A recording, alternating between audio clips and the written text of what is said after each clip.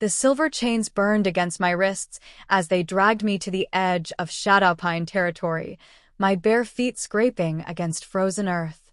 Behind me, the pack's triumphant howls echoed through the forest, celebrating my exile like a festival. The scent of my own blood mixed with pine needles and shame as I stumbled forward, cast out for a crime I didn't commit. But as I crossed the boundary stones, something ancient stirred beneath my skin, whispering secrets the pack elders had tried to bury. The moon pulsed overhead, and for the first time in my 23 years, I felt it calling back. They cast me out under the cold moon, not knowing I carried the spark of the Luna, who would change everything. Chapter 1. The Weight of Silver Chains. The trial had lasted less than an hour. I knelt in the center of the pack circle, silver shackles cutting into my wrists with every shallow breath I managed. The metal seared my skin, sending waves of agony at my arms that made my wolf whimper and retreat deeper inside me, so deep I could barely sense her anymore. Around me, the faces of wolves I'd grown up with twisted with disgust and betrayal. Some I'd shared meals with, others I'd trained beside. All of them now looking at me like I was something diseased. Lyra Thorne. Alpha Garrison's voice boomed across the clearing, each word heavy with authority that made my bones ache. You stand accused of betraying pack secrets to the Crimson Ridge Wolves, of selling our patrol routes and safe house locations for personal gain. My throat felt raw from screaming my innocence, but I forced the words out again. I didn't do it. I would never. Silence. His command slammed into me like a physical blow, forcing my head down. The dominance in his voice was absolute, crushing. The evidence is overwhelming. You're sent at the border where information was passed. Silver found in your belongings, payment from our enemies. The silver. God, the silver. Someone had planted it in my small cabin, hidden it so well that even I believed I was going insane when the search party found it. Bars of pure silver, each one worth more than I'd ever seen in my life. Each one burning like acid against my skin when they'd force me to touch them as proof. I've served this pack faithfully for 5 years, I whispered, lifting my eyes to meet his steel-gray gaze. Around us, wolves in both human and fur forms pressed closer, their breath misting in the cold air. The scent of bloodlust was growing stronger. They wanted justice. They wanted blood. Since the day you found me alone in the woods, I've never given you reason to doubt my loyalty. Alpha Garrison's jaw tightened. For just a moment, I saw something flicker across his weathered features. Doubt. Maybe even regret. But it vanished as quickly as it appeared. You were Omega when we took you in, he said, his voice carrying to every member of the pack. No family. No history. We should have known better than to trust a wolf with no roots. The words hit me like claws to the chest. Omega. The lowest rank in the pack hierarchy. I'd clawed my way up to mid-rank over the years through sheer determination and countless acts of service, but they would always see me as the pathetic creature they'd found half-starved and barely alive. The sentence, Garrison continued, raising his voice, is exile. Effective immediately. The howls that erupted around me were deafening. Triumphant. Satisfied. Some wolves had already begun shifting, their bones cracking and sprouting as they prepared to escort me out, or chase me, if I proved difficult. I closed my eyes and tried to reach for my wolf, desperate for her strength, her rage, anything to help me get through this. But the silver burned too hot, the bonds too tight. She was there, buried deep, but I couldn't touch her. Please, I tried one more time, my voice breaking. Just let me explain. Guards. 2 massive wolves flanked me, their teeth gleaming in the moonlight.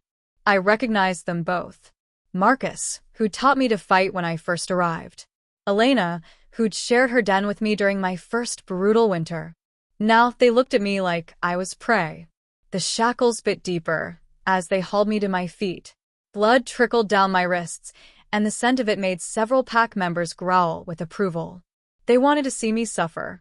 After everything I'd done for them, every patrol I'd volunteered for, every injured pup I'd helped heal, every time I'd put their needs before my own, They wanted to watch me break. As we reached the edge of the territory, marked by ancient stone cairns that hummed with pack magic, Alpha Garrison appeared beside me. This close, I could smell his scent clearly, pine and leather, and the wild musk that marked him as a true alpha. Once, that scent had meant safety to me. Protection. Now it just smelled like betrayal. "You have until dawn to cross the boundary," he said quietly so the others couldn't hear. "After that, you'll be considered a rogue. Kill on sight." The chains fell away from my wrists with a soft clink, and immediately my wolf pressed closer to the surface. The relief was so intense, I nearly collapsed. But beneath the gratitude, something else stirred, something that felt almost like power. "You're making a mistake," I whispered, meeting his eyes one last time. "Whoever did this, whoever's really betraying the pack, they're still here. And they're laughing at how easily they made you dance." Something shifted in his expression, but before he could respond, I turned away. My bare feet hit the frozen ground beyond the boundary stones, and immediately the pack's protective magic released me. I was no longer pack, no longer protected. I was nothing. I walked into the wilderness without looking back, even as the celebrating howls followed me into the night. My wolf paced restlessly now that the silver was gone, ready to shift and run, but something held me back. As I put distance between myself and everything I'd ever known, that strange stirring beneath my skin grew stronger. The moon hung full overhead, casting silver light through the bare branches. And for the first time in my life, I felt it pulling at me, not the gentle tug that all wolves felt during the full moon, but something deeper, hungrier, something that whispered of power I'd never known I possessed. I paused at the top of a ridge and looked back at the distant glow of the pack settlement. Somewhere in those lights was the real traitor. Somewhere in that warmth I'd been cast out of was the wolf who destroyed my life. "I'll find the truth," I promised the night air, my breath misting in the cold. "And when I do, you'll all see exactly what you've lost." The moon pulsed brighter, and deep in my chest, something wild and ancient pulsed back in answer. Chapter 2. Blood and Moonlight. 3 days in the wilderness had stripped away every soft edge I'd possessed. My stomach gnawed at itself with hunger, and my feet were bloody from stumbling over roots and rocks in the dark. The clothes I'd been wearing during the trial, a simple tunic and leggings, were now torn and stained with mud and worse things. But my wolf was stronger than she'd ever been. Without the constant weight of pack hierarchy pressing down on me, without the need to keep my head down and submit to every dominant wolf who crossed my path, she prowled just beneath my skin like a caged predator, finally tasting freedom. The scent hit me first, blood, fresh and metallic, carried on the wind that whistled through the pine trees. My wolf's ears perked up inside my head, and I found myself moving toward it before I consciously made the decision. Hunger made the choice for me. Whatever had died out there, I needed it more than my pride needed me to avoid scavenging. I crept through the underbrush, every sense hyper-alert. This far from pack territory, rogues roamed freely. Wolves who'd been cast out like me, or who'd chosen the wild over the safety of pack bonds. Most went mad within months. The few who survived became something harder, more vicious than any pack wolf could imagine. The clearing opened up ahead of me, bathed in silver moonlight that made everything look ethereal and strange. At its center lay a massive elk, its throat torn open in a kill so clean it could only have been made by wolf teeth. The scent of the hunter still lingered, male, wild, and carrying undertones that made my wolf's hackles rise with wariness. Whoever had made this kill was still close. My stomach cramped with hunger, overriding caution. I'd found berries and stream water, but my body was crying out for meat, for the protein only a fresh kill could provide. I darted forward, dropped to my knees beside the elk, and tore into the flesh with desperate fingers. The taste of blood on my tongue was like ecstasy. My wolf surged closer to the surface, lending me her strength and speed as I devoured as much as I could hold. Warm meat filled the hollow ache in my belly, and for the first time since my exile, I felt something like satisfaction. "Hungry, little Omega?" I spun around, blood still dripping from my chin, and found myself staring at the largest wolf I'd ever seen. He stood at the edge of the clearing in human form, but there was nothing human about the way he moved or the predatory gleam in his golden eyes. He was easily 6.5 feet tall, with broad shoulders and arms roped with muscle. Dark hair fell across his forehead, and scars crisscrossed his chest and arms like a roadmap of violence. This was a wolf who had survived things that would have broken lesser creatures. I'm sorry, I stammered, scrambling backward from the kill. I didn't realize. I can go. Stay. The command in his voice wasn't the crushing dominance of an alpha, but it held enough authority to freeze me in place. You're half-starved. Finish eating. I stared at him in shock.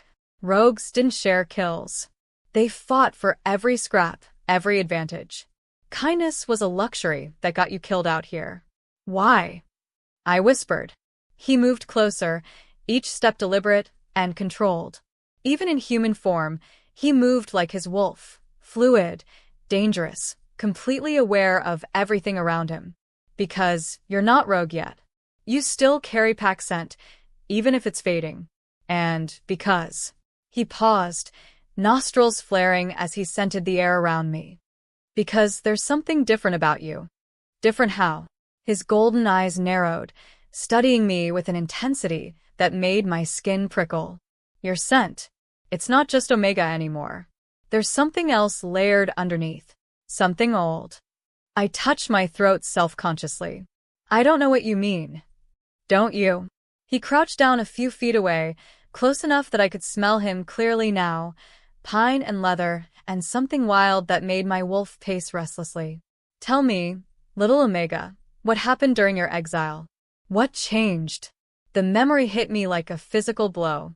The moment I'd crossed the boundary stones, that strange stirring beneath my skin. The way the moon had seemed to pulse in answer to something inside me. I'd pushed it down, convinced myself it was just my imagination, but now, I felt the moon, I admitted quietly. Really felt it. Not like before. His expression sharpened. Show me your wrists. I hesitated, then extended my arms. The silver burns were still there, angry red welts that would scar. But around them, my skin held a faint luminescence that seemed to pulse in rhythm with my heartbeat. Goddess preserve us, he breathed. You're manifesting. Manifesting what? Luna power. He reached out slowly, carefully, and touched one of the marks on my wrist. The contact sent electricity shooting at my arm, and for a moment, the clearing around us blazed with silver light. True Luna power. Not the political bullshit they hand out in pack hierarchies, but the real thing. The kind that comes from the moon goddess herself. I jerked my hand back, the light fading. That's impossible. I'm nobody. I'm just an Omega who got cast out for crimes I didn't commit. Are you? He settled back on his heels, studying me like I was a puzzle he needed to solve. What do you know about your parents? Your bloodline? Nothing. The old shame twisted in my chest. Alpha Garrison found me alone in the woods when I was 18. I don't remember anything before that. No family, no pack, no history. Memory loss. His voice took on a thoughtful tone. Could be trauma. Could be magic. Or could be both. He stood fluidly, extending a hand toward me. I'm Kale. And you, little Luna, are coming with me. I stared at his outstretched hand. Where? Somewhere safe. Somewhere you can learn to control what's awakening inside you before it kills you. His golden eyes held mine steadily. Because make no mistake, untrained Luna power is deadly. To you and everyone around you. Why would you help me? You don't even know me. Something shifted in his expression, becoming almost vulnerable for a heartbeat before the mask slipped back into place. Because I know what it's like to be cast out for something that wasn't your fault. And because. He hesitated. Because I've been waiting for you. Waiting for me? There was a prophecy. Made 25 years ago by the last true seer before she died. She spoke of a Luna who would rise from the ashes of betrayal, one who would unite the fractured packs and restore the old ways. His hand remained extended between us. A Luna whose power would be born from exile and tempered by loss. The words hit me like lightning. 25 years ago.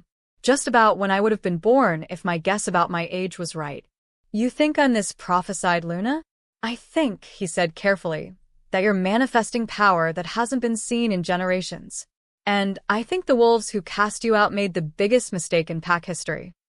I looked at his hand again. If I took it, I'd be trusting a rogue wolf I'd known for all of 10 minutes.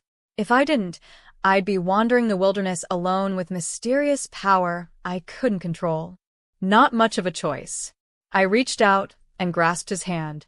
The moment our skin touched, power flared between us. Not just the silver Luna energy, but something deeper. Something that felt like recognition. Like coming home. Good, he murmured, pulling me to my feet with effortless strength. Now we need to move. Your manifestation sent out a pulse that every supernatural creature within 50 miles felt. We'll have company soon, and most of it won't be friendly. As if summoned by his words, a howl echoed through the forest. Then another, and another. Rogue wolves, drawn by the scent of power. Kale's hand tightened on mine. Can you shift? Yes, but... Then run. He released me and shifted in a burst of silver light, his human form dissolving into that of a massive black wolf with golden eyes. He was beautiful and terrifying, easily twice the size of any pack wolf I'd ever seen. I let my own wolf surge forward, feeling the familiar burn and stretch as my bones lengthened and my muscles reformed. But something was different this time.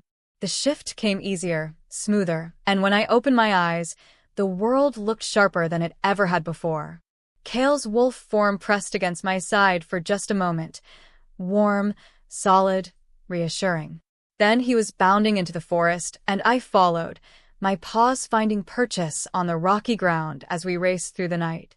Behind us, the howls grew closer. But ahead of us lay answers. And for the first time since my exile, I felt something that might have been hope. Chapter 3. Sanctuary of Shadows.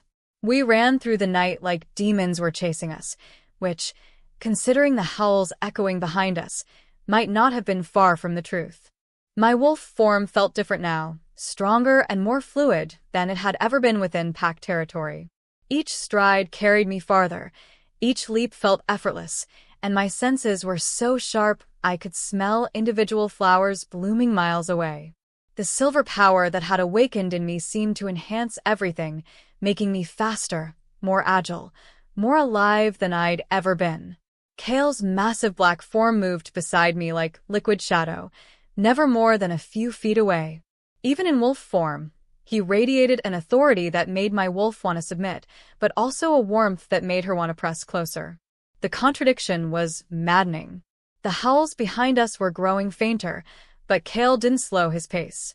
He led me through a maze of rocky outcroppings and dense forest, following paths that seemed invisible to my eyes but clear as highways to his.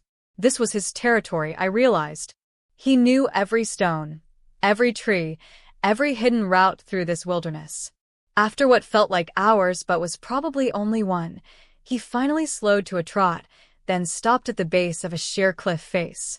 I shifted back to human form, gasping and dizzy from the sustained run. My legs shook as I tried to stay upright. Where are we? I panted, looking around at the seemingly solid wall of rock. Kale shifted beside me, his transformation as smooth as silk. Home, he said simply, then pressed his palm against what looked like a completely normal section of stone. The rock shimmered and dissolved like mist, revealing a tunnel entrance that glowed with soft golden light. My jaw dropped. Magic, he explained, noticing my shock. Old magic. The kind the pack elders pretend doesn't exist anymore. He stepped through the illusion, and after a moment's hesitation, I followed. The tunnel was warm and dry, carved from living rock but smooth as glass. Symbols I didn't recognize were etched into the walls, glowing with the same gentle light that illuminated our path. What is this place? A sanctuary. Kale's voice echoed off the stone walls. Built by Luna wolves centuries ago, when the old bloodlines still ran strong. It's been abandoned for decades, until I found it 5 years ago. The tunnel opened into a vast cavern that took my breath away. The ceiling soared overhead, lost in shadows, while the floor was covered in soft grass that somehow grew without sunlight. A pool of crystal-clear water reflected the glow from more carved symbols, and comfortable furniture was scattered throughout the space. Chairs, cushions, low tables, even what looked like a bed built into an alcove in the far wall. But it was the walls that made me gasp. Every surface was covered in murals depicting wolves in human and animal form, their bodies outlined in silver and gold. Some showed pack gatherings, others showed battles, but at the center of it all was a massive painting of a silver wolf with eyes like starlight, standing beneath a full moon. "The first Luna," Kale said, following my gaze. "The one the moon goddess chose to lead all wolves, back when we were united instead of fractured into dozens of bickering packs. She's beautiful." I moved closer to the mural, drawn by something I couldn't name. The painted wolf's eyes seemed to follow me, and for a moment, I could have sworn I saw her tail flick with life. "She looks like you." I spun around to find Kale watching me with an unreadable expression. "What do you mean?" "Same bone structure. Same eyes. Same stubborn set to her jaw when she's facing something impossible." He moved to a cabinet built into the wall and pulled out clothes, soft leather pants, and a tunic that looked like they'd been made for someone my size. "Here. You need to get out of those rags." I took the clothes gratefully, too tired to question why he happened to have women's clothing in my exact size. "Is there somewhere I can?" He gestured to an alcove on the other side of the cavern. "Complete privacy. There's fresh water for washing too." The alcove was like a natural bathroom, complete with a basin of warm water that seemed to refresh itself by magic. I stripped out of my torn, filthy clothes and washed away days of dirt and sweat, marveling at how good it felt to be clean again. The leather garments fit perfectly, soft as silk against my skin. When I emerged, Kale had laid out food on one of the low tables: bread, cheese, dried meat, and fruit that looked impossibly fresh. My stomach growled so loudly it echoed off the cavern walls. "Eat," he commanded gently. "We have things to discuss, but you need your strength." I didn't need to be told twice. I fell on the food like the starving creature I was, barely pausing to breathe between bites. Kale watched me with something that might have been amusement, occasionally pushing more food toward me when I started to slow down. "Better?" he asked when I finally leaned back, stomach pleasantly full for the first time in days. "Much. Thank you." I studied his face in the golden light. Without the harsh shadows of the forest, I could see him more clearly. He was younger than I'd first thought, probably only a few years older than me, but his eyes held the weight of someone who'd seen too much. "Now tell me the truth. Who are you really? And what do you want with me?" He was quiet for a long moment, staring into the pool of water. When he finally spoke, his voice was careful, measured. "My real name is Kale Thorne. I was the heir to the Moonrise Pack until 5 years ago, when my father was murdered and I was framed for his death." "Thorne." My heart skipped. That's my last name too." His golden eyes met mine. "I know.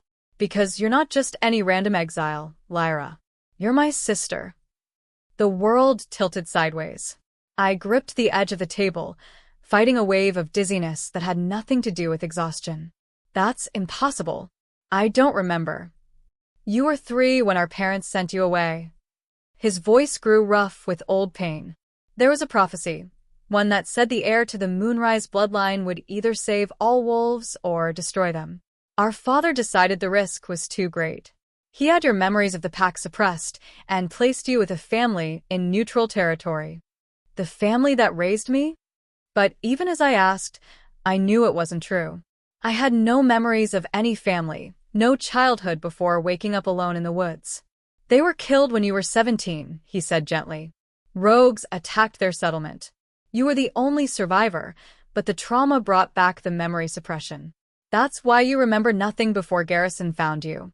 I stared at him, searching his face for any sign of deception. The golden eyes so like my own. The stubborn jaw. The way he moved with fluid grace that reminded me of my own wolf. "Prove it," I whispered. He rolled up his left sleeve, exposing his forearm. There, etched in silver that seemed to move beneath his skin, was a birthmark in the shape of a crescent moon. Exactly like the one on my own arm. All Thorn heirs are born with the moon mark, he said softly. It's how the goddess marks her chosen bloodline. My hand went automatically to my left arm, where the same mark lay hidden beneath the leather sleeve. I'd always assumed it was just an unusual birthmark, but seeing it mirrored on Kale's skin, seeing the way it seemed to pulse with the same rhythm as my heartbeat. You're really my brother. I'm really your brother. He reached across the table and covered my hand with his. And I've been looking for you for 5 years, ever since I escaped the dungeons where they planned to execute me for patricide. Who killed our father? His expression darkened. Someone who wanted the Moonrise Pack weakened. Someone who knew that with both heirs gone, the pack would fragment and fall. We think it was part of a larger conspiracy, the same one that's been destabilizing packs across the territory for the past decade. The same conspiracy that might have framed me? Very likely. His grip on my hand tightened. Think about it, Lyra. You were placed in the Shadowpine Pack, one of our traditional allies. You worked your way up from Omega to a position where you had access to sensitive information. Then suddenly you're framed for treason and cast out, just as your Luna powers begin to manifest. The pieces clicked together in my mind like puzzle pieces finding their homes. Someone wanted me away from pack protection while I was vulnerable. Someone wanted you dead, he corrected grimly. Luna wolves with untrained power don't survive long in the wild. Most die within days from the energy overload. But I didn't. No, you didn't. Because you're stronger than they anticipated. And because you had help. He smiled, and for the first time since I'd met him, it reached his eyes. The moon goddess doesn't abandon her chosen easily. I pulled my hands free and stood, pacing to the far wall where the murals depicted ancient battles. So, what now? I learned to control my power, and then what? Challenge whoever's behind this conspiracy to single combat. Now you train. His voice carried absolute certainty. You learn to harness your abilities, to understand your heritage, to become the Luna you were born to be. And then, he stood and moved to join me by the murals, his presence warm and solid at my back. Then we take back what was stolen from us, starting with our birthright.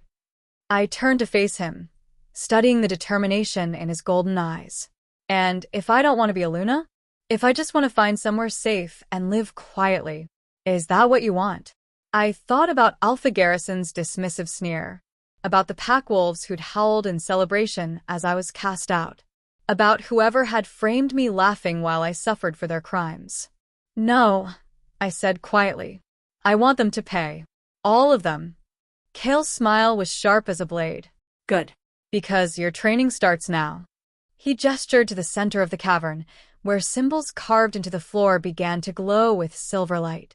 As the illumination grew brighter, I felt something stir in my chest, the same wild power that had awakened during my exile. What's the first lesson? I asked, moving to stand in the circle of light. Learning to listen to the moon. He took his place across from me, and immediately the connection between us blazed to life, silver energy crackling in the air. Close your eyes, sister, and let her teach you what you were born to know.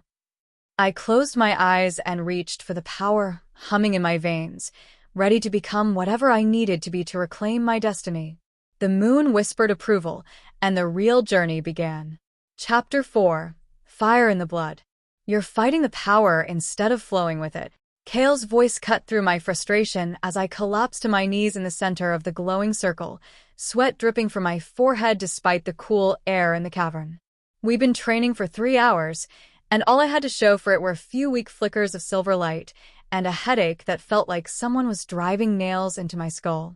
I'm trying, I gasped, wiping my face with the back of my hand.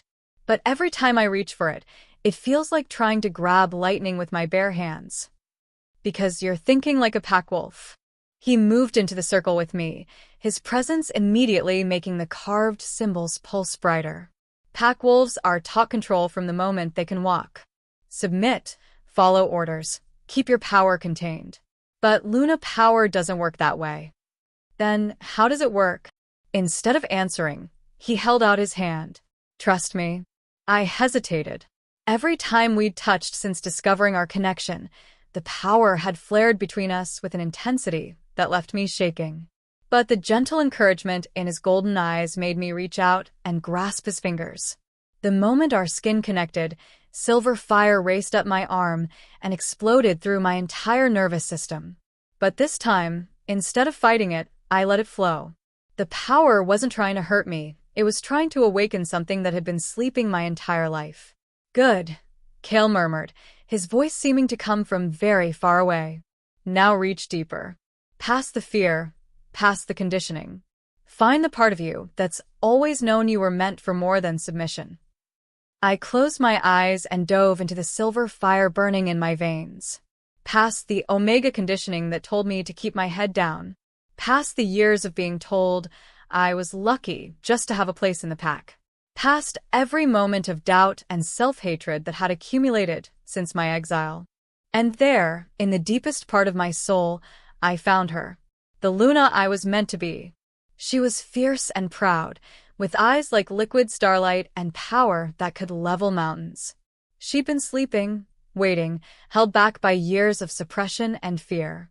But now she stirred, stretching like a cat in the sun, ready to claim what was hers.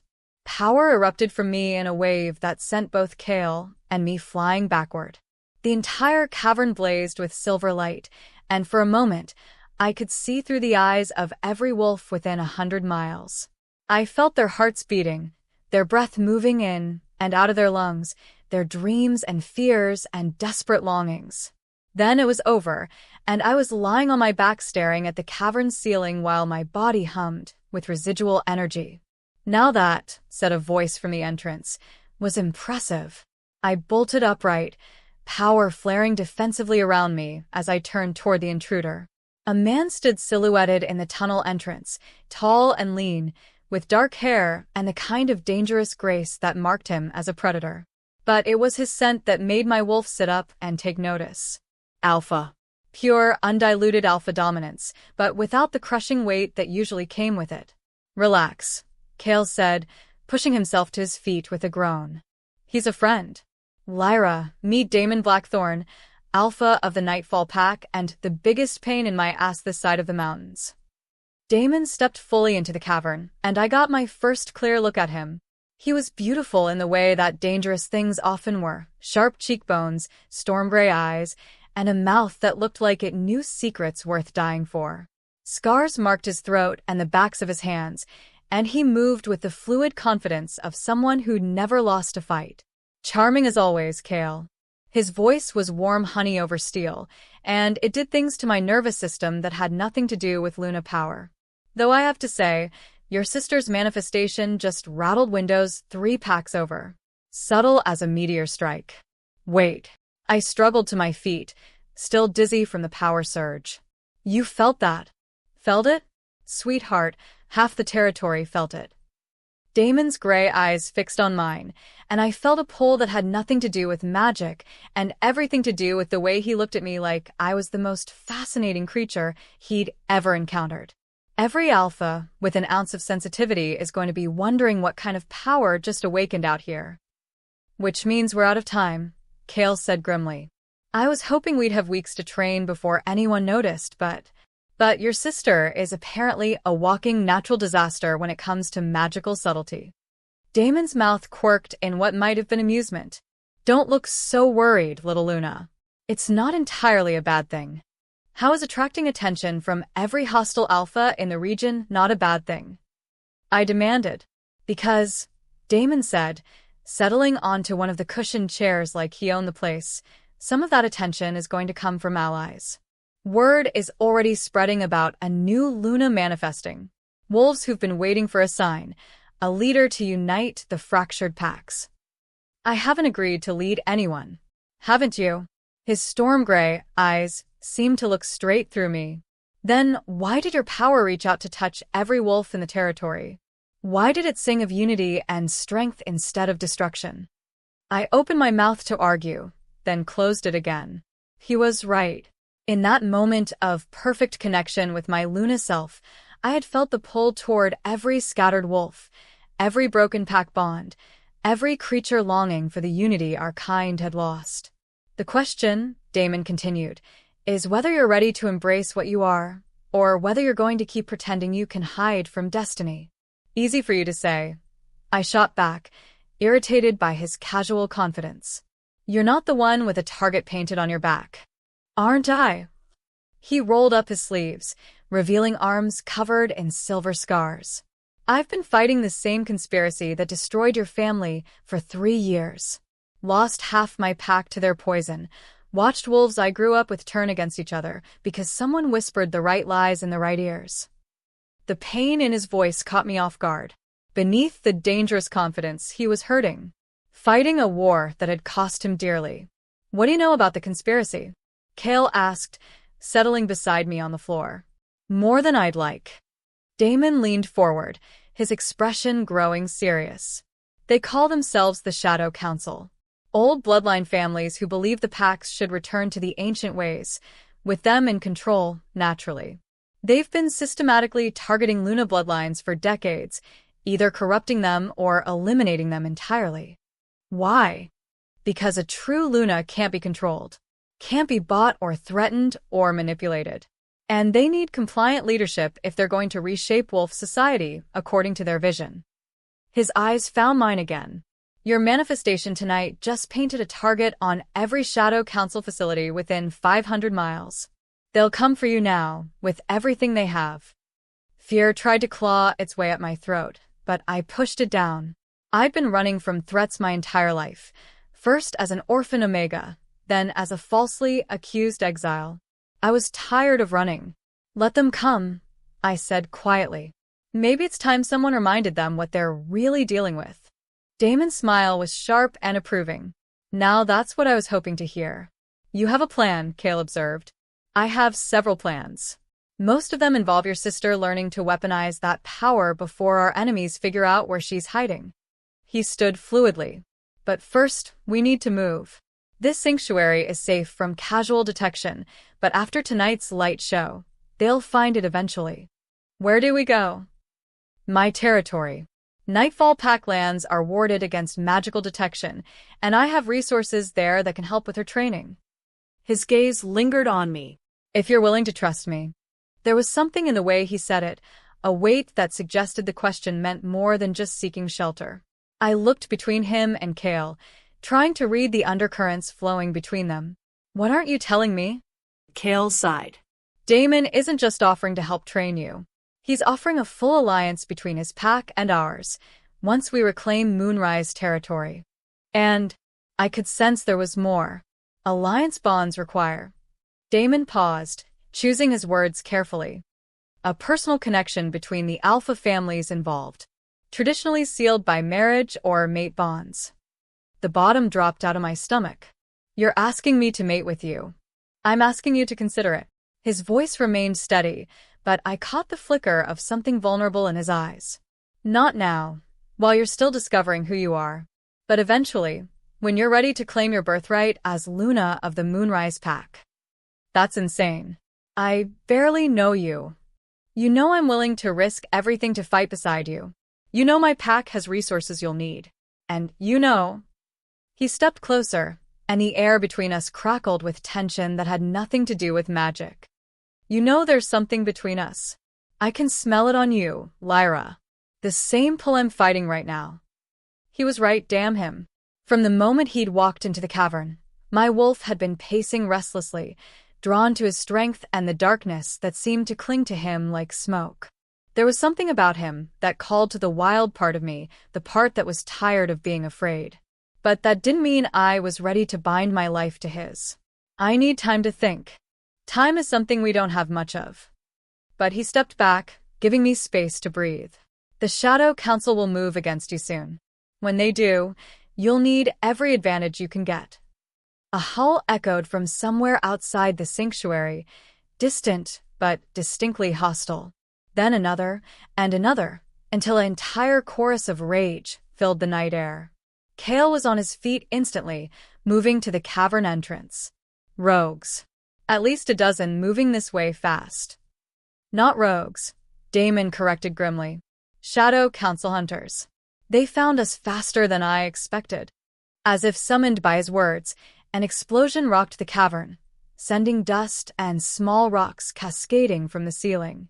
The magical wards protecting the sanctuary flickered and sparked. They're breaking through the barriers, Kale shouted over the sound of shattering stone. We need to go, now. Damon was already moving, gathering supplies with practiced efficiency. There's a back exit through the old mining tunnels. It leads to another explosion closer this time. The entrance tunnel collapsed in a thunder of falling rock, sealing us in. Or not, he muttered. I looked between my brother and the Alpha who wanted to claim me, then at the ancient murals depicting the first Luna facing impossible odds. Fear tried to paralyze me, but underneath it, something else stirred, the same fierce power that had awakened in the circle. They wanted a Luna? Fine. They could have one. Stand back, I told them, moving toward the blocked entrance. Lyra, what are you? I placed my hands against the collapsed stone and reached for the silver fire in my veins. Not to control it this time, but to unleash it completely. Power poured out of me in a torrent, and the rock began to glow white-hot. You want to see what happens when you corner a Luna? I whispered to the darkness beyond. Let me show you. The stone exploded outward in a shower of molten fragments, clearing the tunnel in seconds. Beyond it, I could see eyes glowing in the darkness, at least 20 wolves in battle formation, ready to tear us apart. I smiled, feeling my wolf savage joy mix with Luna fire. Come on then, I called to them. Let's dance. Chapter 5. Blood and Silver Fire. The first Shadow Council hunter came through the tunnel like a freight train, massive, scarred, and moving with the deadly precision of a wolf who'd killed more enemies than he could count. His eyes glowed amber in the darkness, and silver weapons gleamed in his hands. He made it exactly 3 steps before I hit him with a blast of Luna fire that sent him flying back through the tunnel entrance. Well, Damon said mildly, drawing wicked curved blades from sheaths at his back, that's one way to make an entrance. The next wave came all at once, 6 hunters pouring through the opening in a coordinated assault that spoke of military training. These weren't rogue wolves or desperate exiles. These were professional killers, armed with silver weapons and moving with pack tactics designed to take down supernatural threats.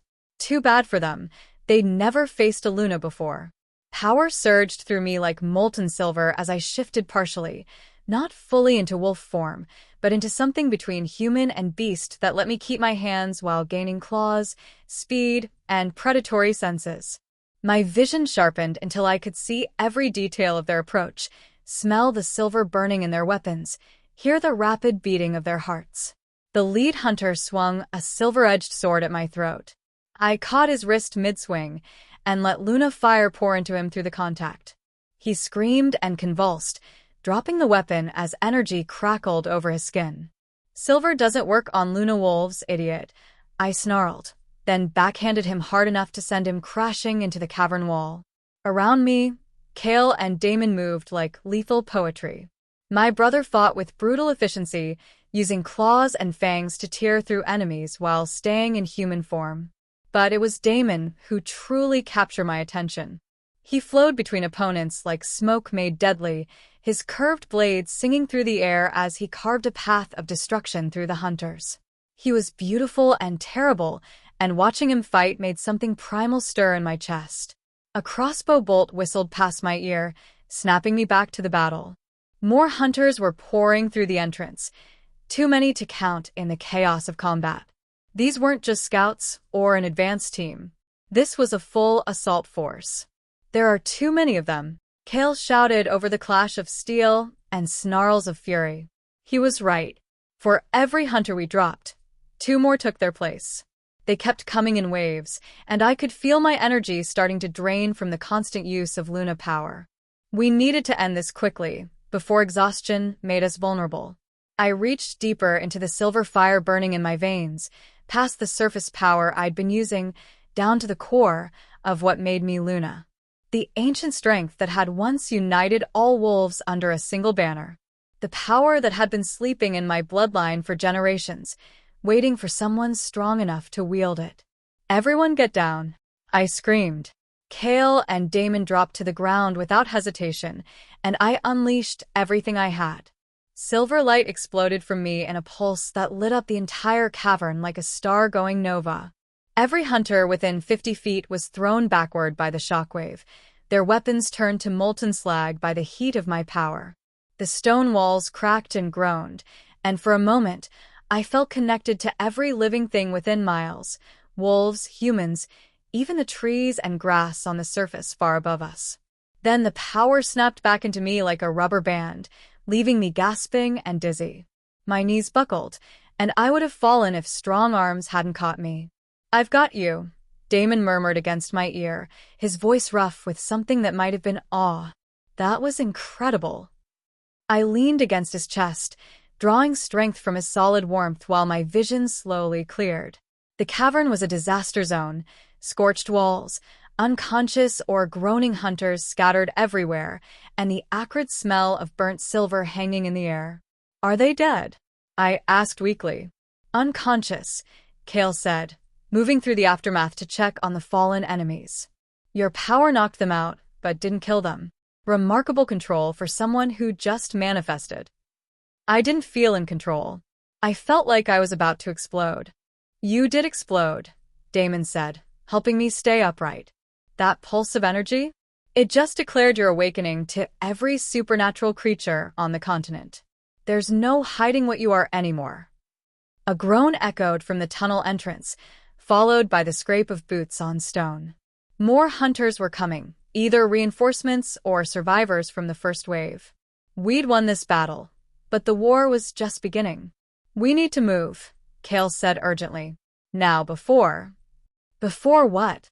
The voice that cut through the air was female, cultured, and dripping with malice. A woman stepped through the tunnel entrance, picking her way delicately over the unconscious bodies of her subordinates. She was stunning in the way that poisonous flowers were stunning, silver-white hair, violet eyes, and features that belonged in a museum.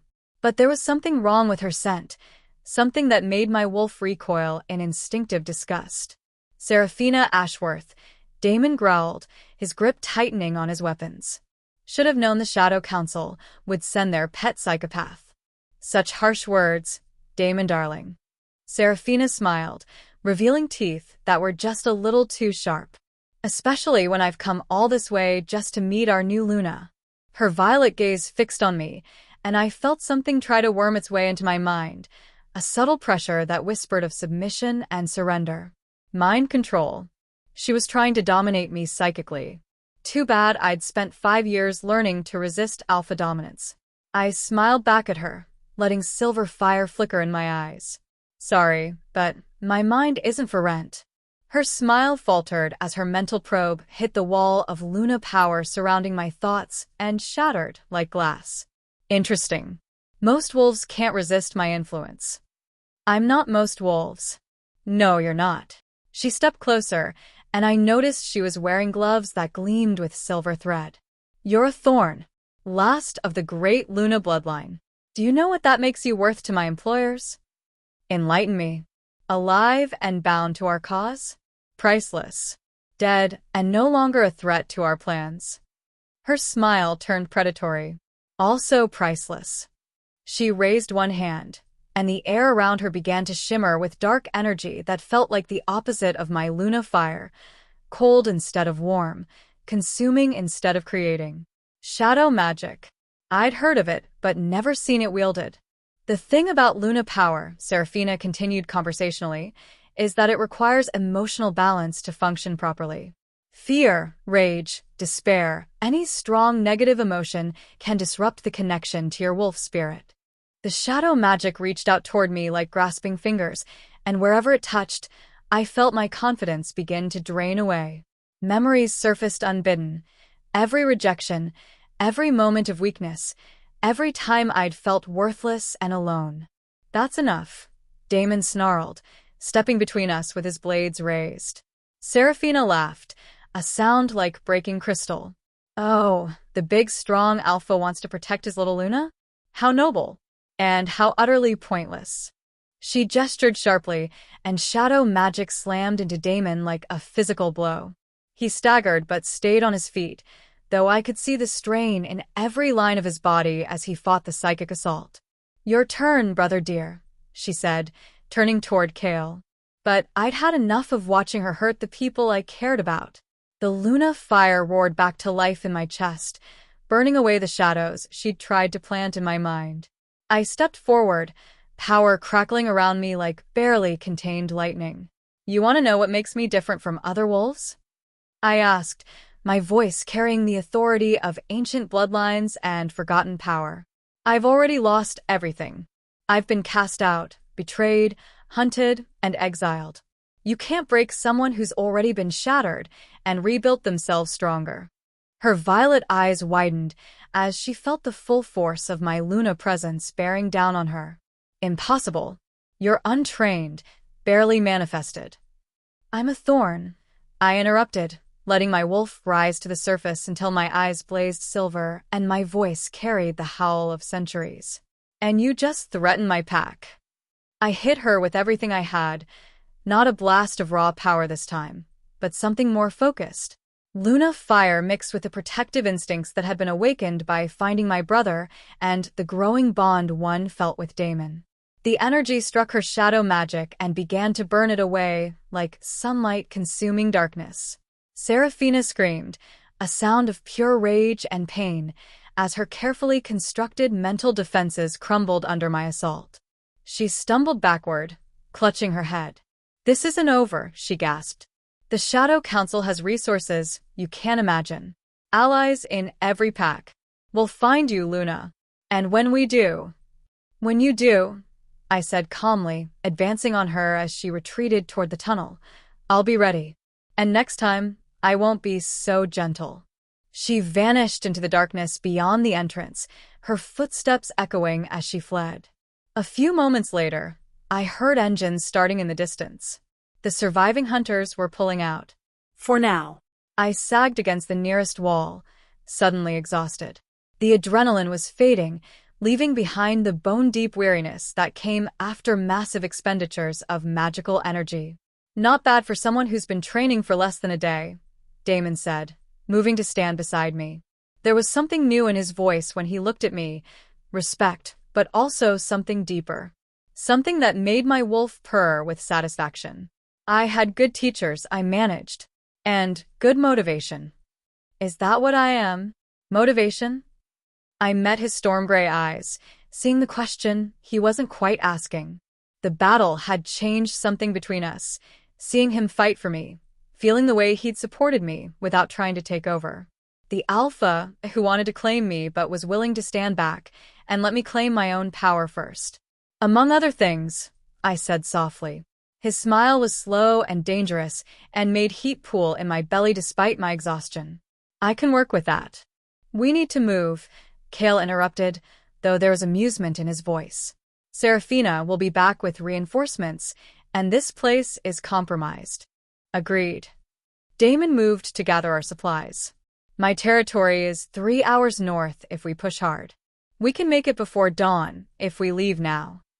I pushed myself off the wall, testing my balance. I was tired but functional. "Let's go. I've had enough of caves for one night." As we made our way toward the back exit Damon had mentioned earlier, I caught sight of my reflection in the pool of water. My eyes still held traces of silver fire, and there was something different about my face, more confident, more fierce. Like I was finally growing into the person I was always meant to be. "Ready?" Kale asked, shifting into his massive black wolf form. I nodded, letting my own wolf surge forward into the change. But this time, something was different. My wolf form was larger than it had been before, sleeker, and more powerful. And when I opened my eyes, I could see everything with crystal clarity, even in the darkness. Damon shifted beside me, and his wolf was even more magnificent than I'd expected, silver gray fur with those same storm-colored eyes, easily matching Kale's size. When he looked at me, I felt the pull between us intensify. We ran through the night toward whatever awaited us in Nightfall territory, leaving the destroyed sanctuary and my old life behind. Ahead lay training, allies, enemies, and choices that would determine not just my fate, but the fate of every wolf in the territories. But for the first time since my exile began, I wasn't afraid. I was ready. Chapter 6: Wolves of the Night. The Nightfall Pack territory was nothing like I'd expected. Instead of the rough settlements and crude dwellings I associated with most packs, Damon's lands were a carefully planned community that looked more like an upscale mountain resort than a wolf stronghold. Elegant wooden buildings nestled between towering pines, their windows glowing with warm golden light. Gardens flourished despite the mountain altitude, and the scent of prosperity hung in the air. Well-fed wolves, quality craftsmanship, and the kind of security that came from strength rather than desperation. Impressive, Kale murmured as we approached the main gate. Even in human form again, he moved with the wariness of someone who'd learned not to trust appearances. We believe in living well, Damon replied, but there was tension in his voice that hadn't been there during our escape. It makes the hard choices easier to bear. The gates opened before we reached them, revealing a welcoming party that made my wolf bristle with unease. A dozen wolves in human form stood in perfect formation, their eyes glowing in the pre-dawn darkness. They weren't hostile, exactly, but they radiated the kind of disciplined alertness that suggested they'd been expecting trouble. At their head stood a woman who could have been Damon's sister, the same dark hair and storm-gray eyes, the same predatory grace. But where Damon's power felt wild and barely leashed, hers was controlled, refined, and cold as winter starlight.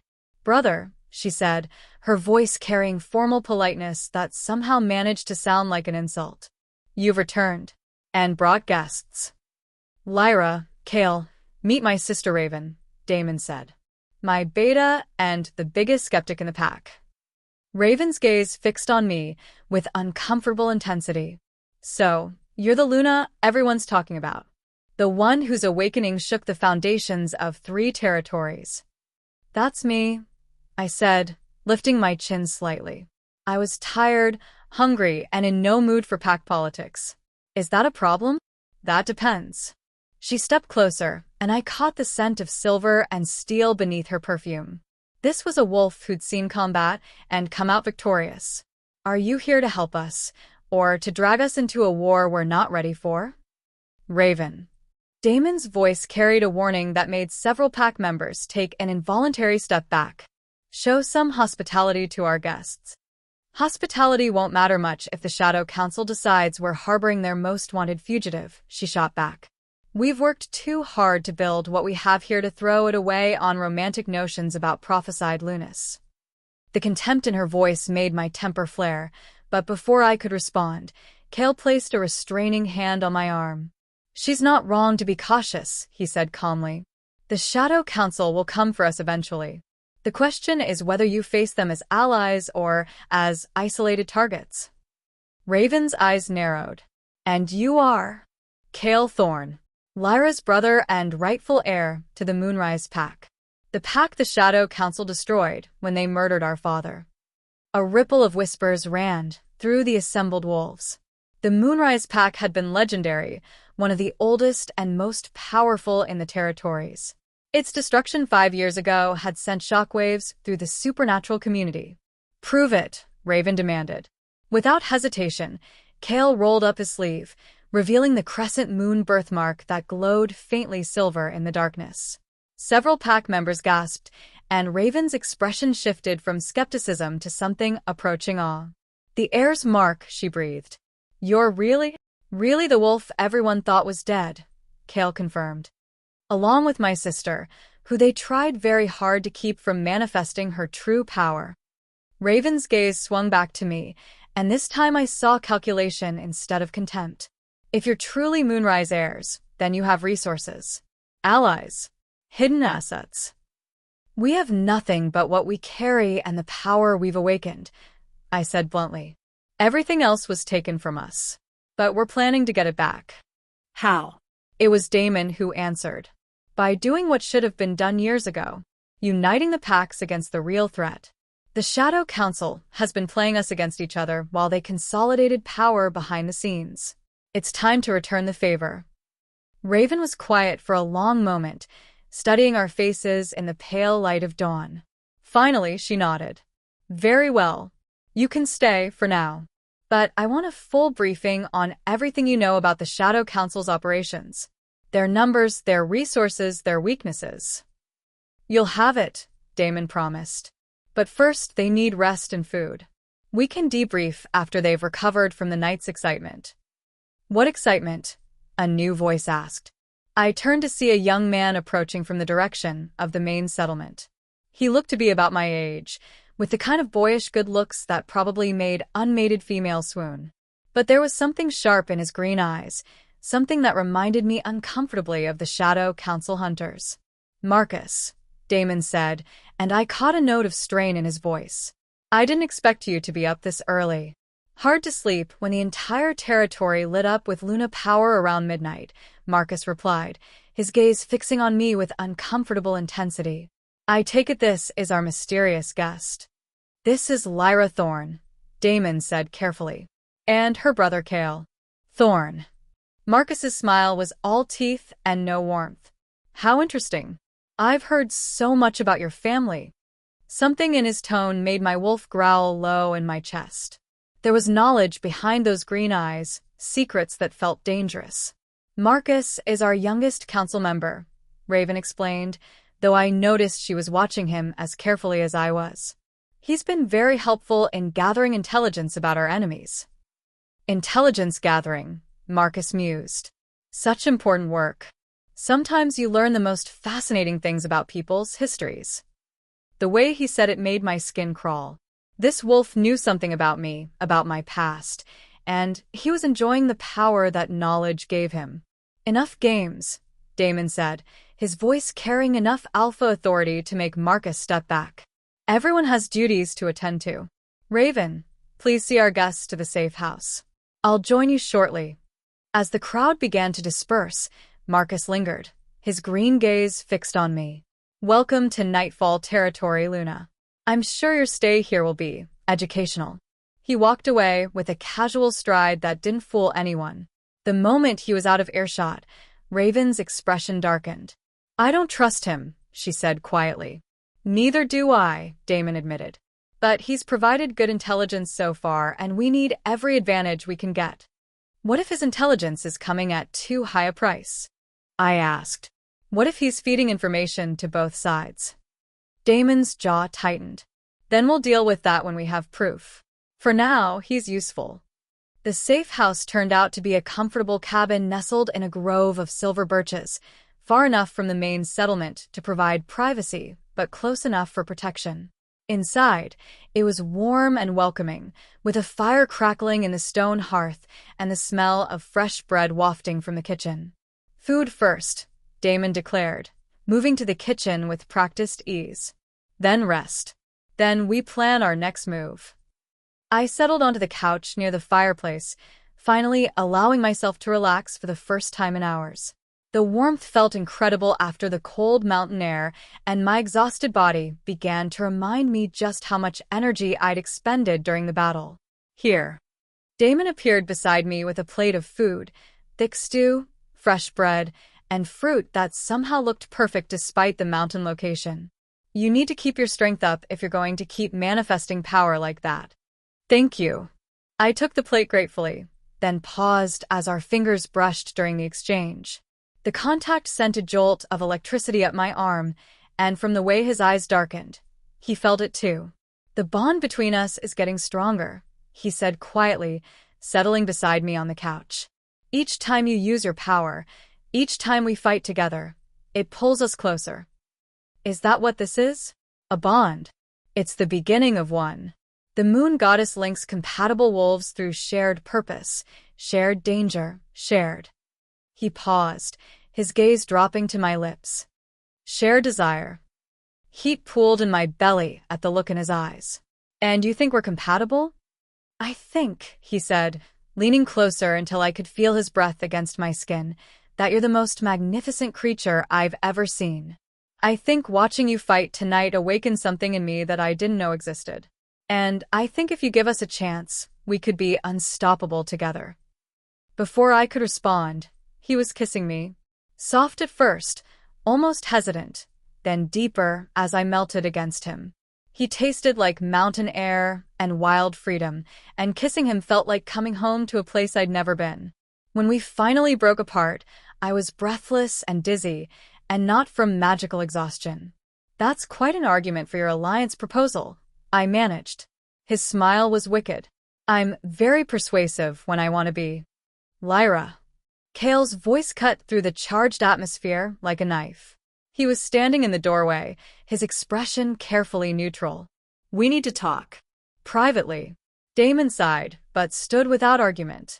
I'll be outside if you need me. After he left, Kale settled into the chair across from me, his golden eyes serious. Are you sure about this? About him? I'm not sure about anything, I admitted.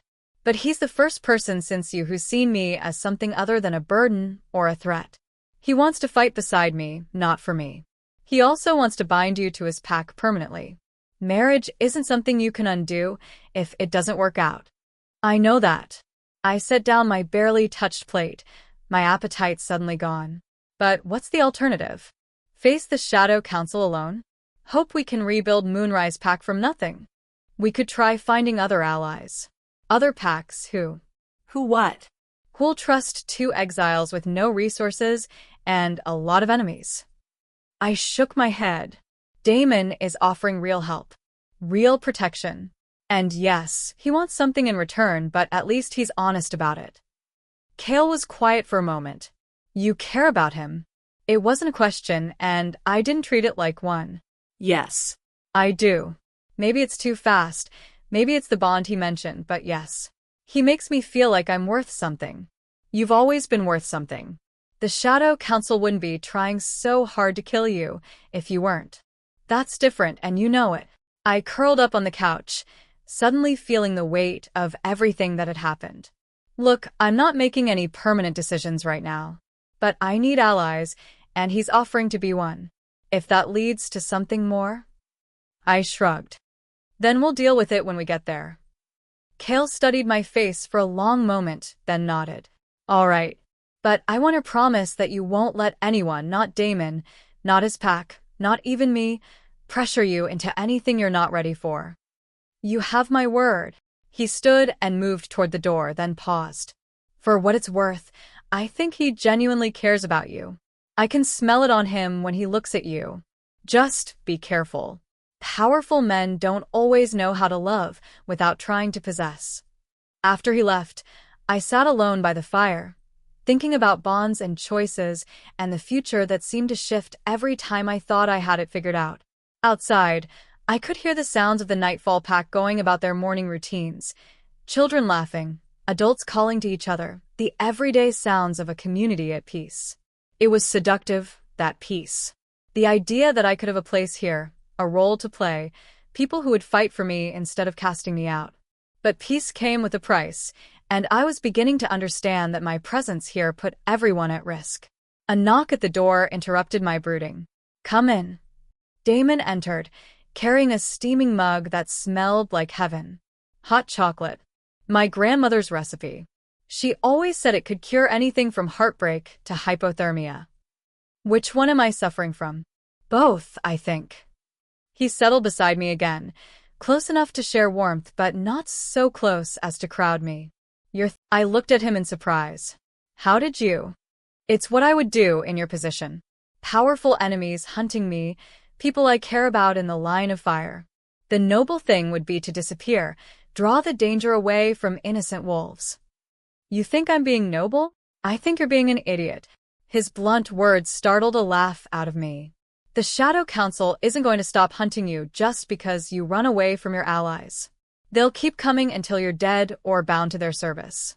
Your only real choice is to stand and fight. And if people get hurt because of me? People are already getting hurt. My pack, your old pack, dozens of others across the territories. The Shadow Council's poison spreads whether you're here or not.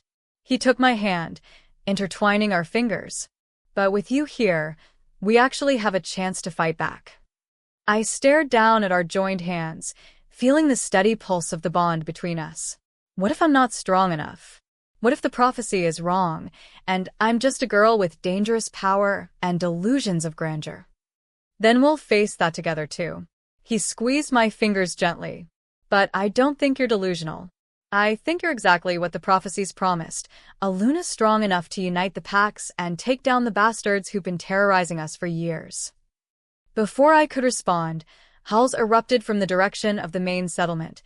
Not the friendly calls of pack communication, but alarm cries that spoke of immediate danger. Damon was on his feet instantly, his expression shifting from gentle to deadly in a heartbeat. That's the attack signal. We're under assault. Through the windows, I could see smoke rising from the settlement and the orange glow of flames. The acrid scent of burning buildings reached us, even at this distance. How did they find us so fast? I breathed. Someone told them where to look. His voice was grim with certainty. We have a traitor. As if summoned by his words, Marcus appeared at our door, his green eyes bright with false concern. Alpha. Thank the goddess you're safe. The settlement is under attack. Shadow Council forces with silver weapons and fire magic. Raven is organizing the defense, but she needs you there. Every instinct I possessed screamed that this was a trap. The timing was too convenient, Marcus's concern too practiced. But around us, the sounds of battle were growing louder, and I could smell the fear of the pack members caught in the attack. It's a trap, I told Damon quietly. I know. His smile was sharp as broken glass. But sometimes you have to spring the trap to catch the one who set it. He turned to Marcus with deadly calm. Lead the way. As we stepped out into the night, silver fire began to build in my veins. If the Shadow Council wanted another fight, I was more than ready to give them one. But this time, I wouldn't be fighting just to survive. This time, I would be fighting to win. Chapter 7.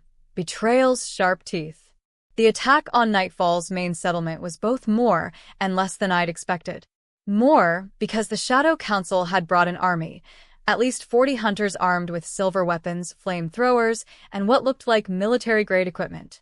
The main square was a war zone of smoke and fire, with pack members fighting desperately to protect their homes and families. Less because it felt staged. Too organized, too focused on creating chaos rather than achieving decisive victory. Like the real goal wasn't to destroy the pack, but to drive us into a specific response. This way.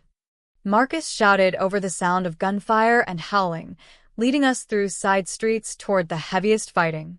Ravens pinned down near the pack house.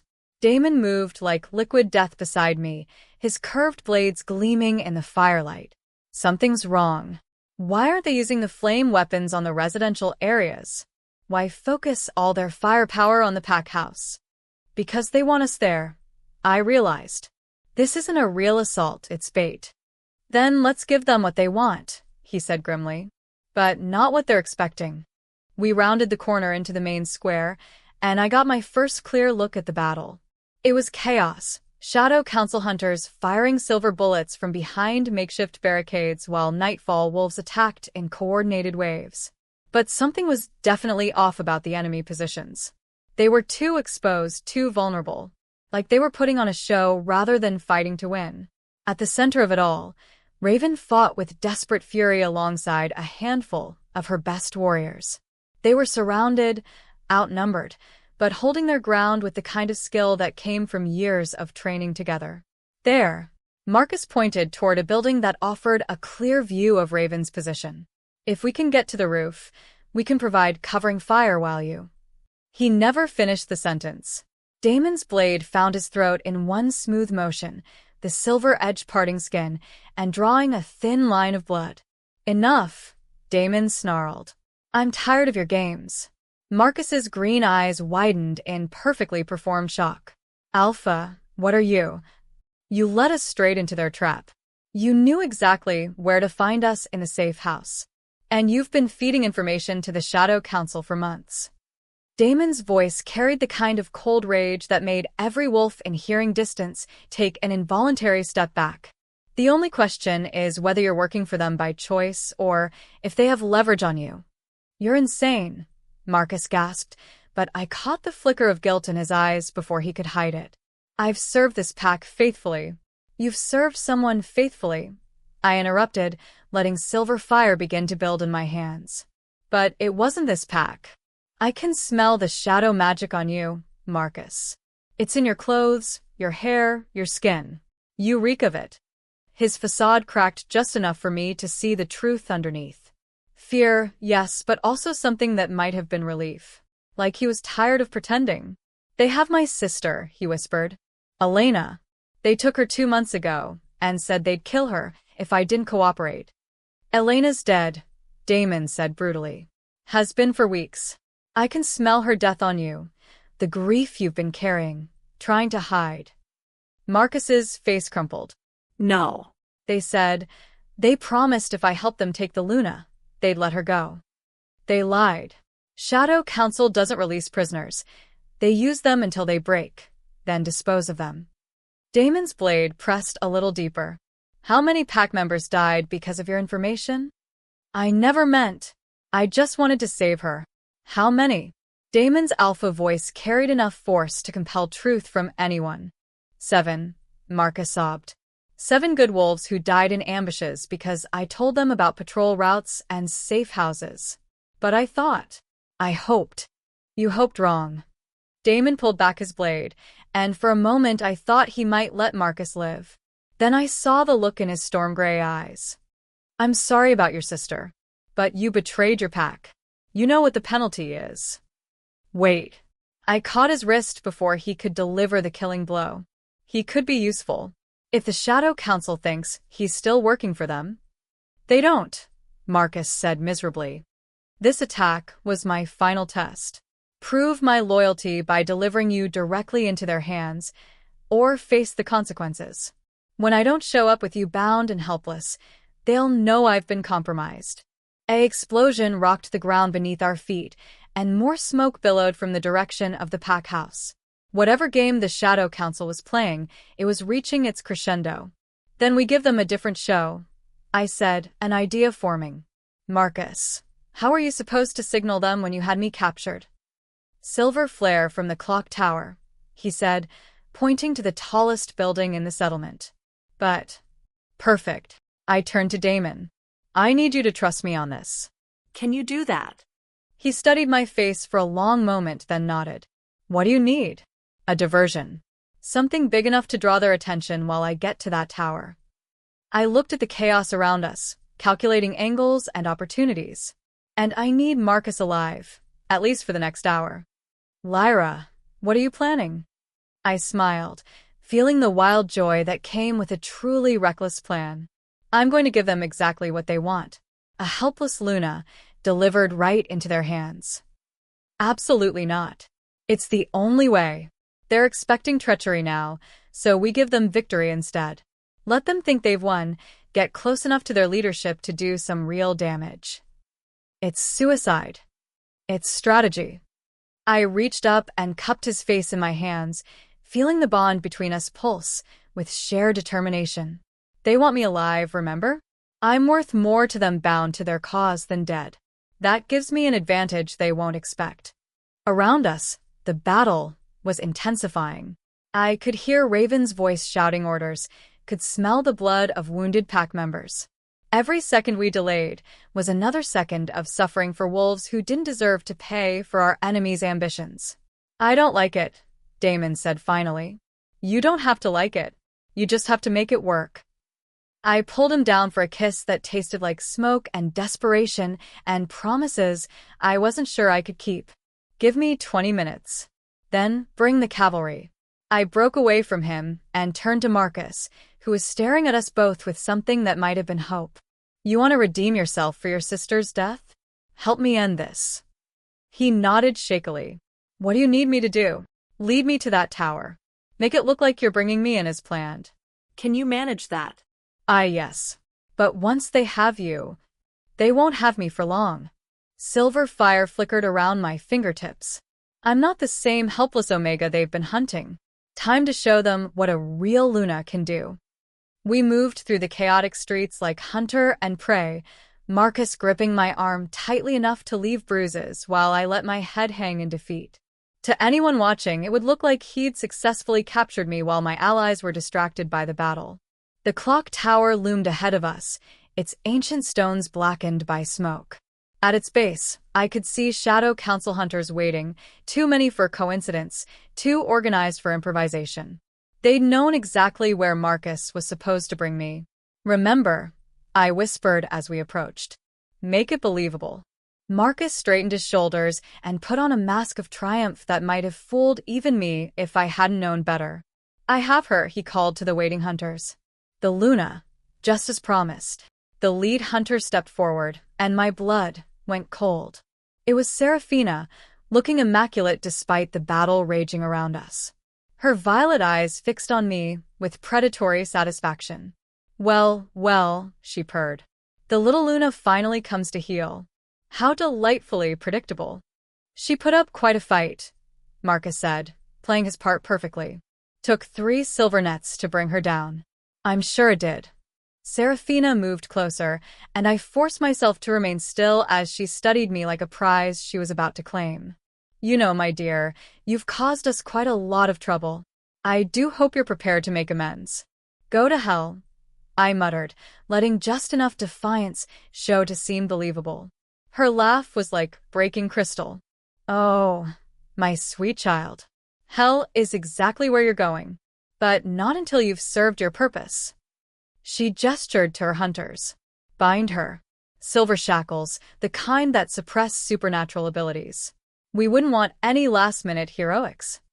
The shackles clicked around my wrists, and immediately I felt my connection to the Luna fire dim to barely a flicker. But I'd been expecting that. Had been counting on it, actually. "Excellent," Seraphina said, running one gloved finger along my cheek. "Now, shall we discuss the terms of your surrender? Your cooperation in exchange for the lives of your precious Nightfall wolves. What do you want from me?" "Simple. A binding oath to serve the Shadow Council. Your power channeled through our will, your authority used to bring the fractured packs under our control." Her smile was poison-sweet. "You'll be our puppet Luna, legitimizing our rule while we reshape wolf society according to our vision. And if I refuse? Then we start killing your allies one by one until you change your mind. Beginning with that handsome alpha who's been sniffing around you like a lovesick pup." Rage flared in my chest, hot and bright, and entirely too revealing.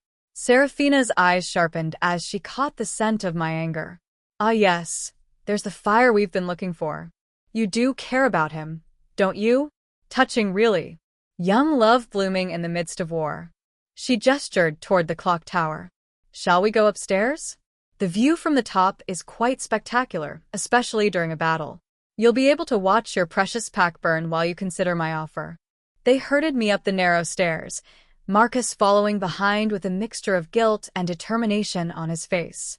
At the top of the tower, windows opened in all directions, providing a perfect view of the destruction below. The pack house was on fire now, and I could see wolves, Damon's people, fighting desperately against overwhelming odds. "Beautiful, isn't it?" Seraphina moved to stand beside me at the eastern window. "The dance of destruction. The art of conquest. Soon, all the packs will look like this, broken, desperate, ready to accept any leader who promises them peace." "You're insane. I'm practical. The old ways are dying, little Luna. Pack loyalty, territorial disputes, the endless cycle of dominance challenges, it's all so inefficient. We offer something better. Unity under our guidance, prosperity under our protection, peace under our rule. You offer slavery. I offer survival." Her voice hardened. "The world is changing. Humans grow stronger every year, their technology more sophisticated, their weapons more deadly. Soon they'll discover our existence, and when they do, we'll need to be united or we'll be destroyed." She turned to face me fully, and for the first time, I saw something that might have been genuine belief in her violet eyes. "You think I'm a monster," she continued. "But everything I do, every choice I make, is for the survival of our species. Sometimes that requires harsh measures." Like murdering my parents? Like removing obstacles to progress. Your father would never have accepted our leadership. Too proud, too set in the old ways. But you, she smiled. You could be different. You could be the bridge between what was and what must be. I looked down at the battle raging in the streets below, at the wolves dying for a war they didn't understand. Then I looked at Marcus, who was standing near the stairs with his hands clenched into fists, and at the silver shackles binding my wrists. 20 minutes, I'd told Damon. How long had it been? 15? 18? All right, I said quietly. I'll do it. Seraphina's eyes widened in surprise. Just like that. Just like that. But I want the fighting to stop now. Call off your hunters, let the wounded be treated, and we can discuss terms. I'm not sure I believe you. Then you're smarter than I gave you credit for. I let my lips curve in a smile that held nothing warm, because you're absolutely right not to trust me. Silver fire exploded from my body in a pulse that shattered every window in the tower. The shackles around my wrists turned to molten slag, and Seraphina stumbled backward with shock and pain as the wave of Luna power slammed into her. Impossible, she gasped. The silver should have suppressed. Should have. Would have if I were any other Luna. I stepped toward her as power crackled around me like lightning. But I'm not any other Luna, am I? I'm a Thorn. And Thorn bloodline power doesn't play by your rules. The truth was simpler and more dangerous than I'd let anyone believe. The silver hadn't suppressed my abilities. It had focused them, compressed them down until they were dense enough to cut through any barrier, deadly enough to level buildings. Seraphina raised her hands, shadow magic swirling around her fingers. You little fool. Did you really think you could? I hit her with everything I had. Luna fire met shadow magic in a collision that lit up the entire settlement like a miniature sun.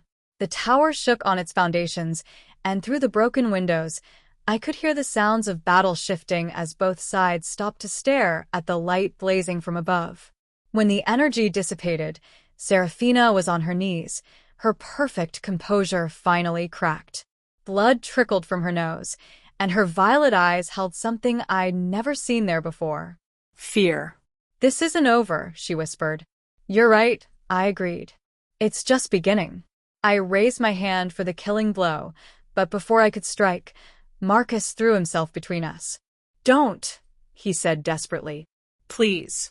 She's the only one who knows where they're keeping the other prisoners. Other wolves they've taken, other family members they're using for leverage. I hesitated, and in that moment of uncertainty, Seraphina smiled. Smart boy, she said, then bit down on something hidden in her mouth. The smell of bitter almonds filled the air, and she collapsed, convulsing once before going still. Poison. She'd killed herself rather than risk capture. No! Marcus dropped to his knees beside her body, frantically checking for a pulse that wasn't there. She was supposed to tell us the locations, the prisoners. She was never going to tell us anything, I said gently. This was always how it was going to end. Through the broken windows, I could see the Shadow Council forces retreating. Without their leader, they were falling back in organized groups, disappearing into the night like smoke. The battle was over. But the war was just beginning. Damon burst through the stairwell door, his eyes wild with concern and relief. Lyra, are you? He stopped when he saw Seraphina's body, his expression shifting to something that might have been satisfaction. Is she dead? Very. I moved into his arms, suddenly exhausted by everything that had happened. But she wasn't the real leader. Just another puppet, like they wanted me to be. Then we keep fighting. Yes, I said, looking out at his pack as they tended to their wounded and began to rebuild. We keep fighting. But next time, we do it on our terms. The moon hung full overhead, and as its light touched my face, I felt the power in my blood sing with approval. I was no longer the broken Omega who'd been cast out in chains. I was becoming the Luna I was born to be. And it was time to take the fight to our enemies. Chapter 8. Bonds Forged in Fire. The aftermath of battle always smelled the same. Blood, smoke, and the metallic tang of spent silver. But as I stood on the clock tower watching Damon's pack tend to their wounded and begin repairs, I caught something else in the air. Hope. They moved with purpose now, not just the grim determination of survivors, but the focused energy of wolves who believed in their cause. Word of Seraphina's death had spread through the settlement like wildfire, and with it a new understanding of what we were up against, and what we might be able to accomplish. The casualties weren't as bad as they could have been, Raven reported, joining me at the window.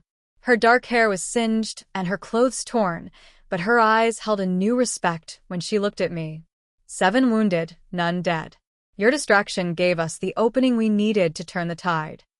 How many Shadow Council hunters escaped? Most of them. But they left behind equipment, weapons, and...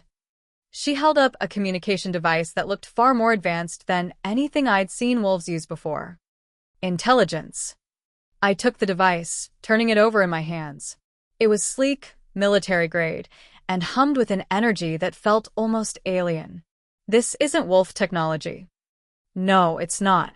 Which raises some very disturbing questions about who the Shadow Council is really working with. Before I could respond, Damon appeared at the top of the stairs, his expression grim. We've got bigger problems. That communication device isn't the only thing they left behind. He gestured for us to follow him back down into the settlement, where a crowd had gathered around something near the ruined pack house. As we got closer, I could see what had captured their attention, a massive crater in the ground, perfectly circular and lined with a substance that looked like crystallized moonlight. What is that? I asked, kneeling at the edge of the crater. A summoning circle, said a new voice. I turned to see an elderly woman approaching, her silver hair gleaming in the firelight and her ancient eyes holding knowledge that made my wolf whimper with instinctive unease. An old one, carved with runes I haven't seen in 3 centuries. And you are? Damon asked, though his tone was respectful. Morgan Nightwhisper, seer of the old ways, keeper of the forgotten lore. Her gaze fixed on me with uncomfortable intensity. And the one who foresaw your coming, young Luna. The name hit me like a physical blow. You're the seer who made the prophecy about me? I am. Though I must confess, the reality is far more interesting than the vision. She moved to stand beside me at the crater's edge, her weathered hands tracing symbols in the air that made the crystallized substance pulse with faint light. This circle was used recently. Very recently. The Shadow Council summoned something through it, something that hasn't walked in our world for millennia. What kind of something? Raven demanded. Morgan's expression darkened. The kind that feeds on supernatural power and grows stronger with each meal. They've awakened a devourer, child. And if my reading of these runes is correct, they're planning to use it to drain the power from every Luna bloodline in existence. The implications hit me like a sledgehammer. Including mine. Especially yours. Your power is stronger than any Luna born in 5 generations. To a devourer, you'd be a feast beyond imagining. She turned to face me fully, her ancient eyes holding sympathy and determination in equal measure. Which is why we must act quickly. The creature grows stronger every hour it remains in this world, and once it reaches full power, what? It will be unstoppable. Even by you. A heavy silence fell over the assembled wolves. Finally, Damon spoke. How do we kill it? You don't, Morgan said simply. At least not with conventional weapons. A devourer exists partially in the spirit realm. Silver and steel pass through it like smoke. Only Luna fire can truly harm it, and even then, she shrugged. The last Luna who faced a devourer died in the attempt, though she did manage to send the creature back to its own dimension. How long do we have? I asked. Days, perhaps a week. The summoning was incomplete. They were interrupted by your attack on their leader. But they'll try again, and next time they'll be prepared for resistance. I looked around at the faces surrounding me.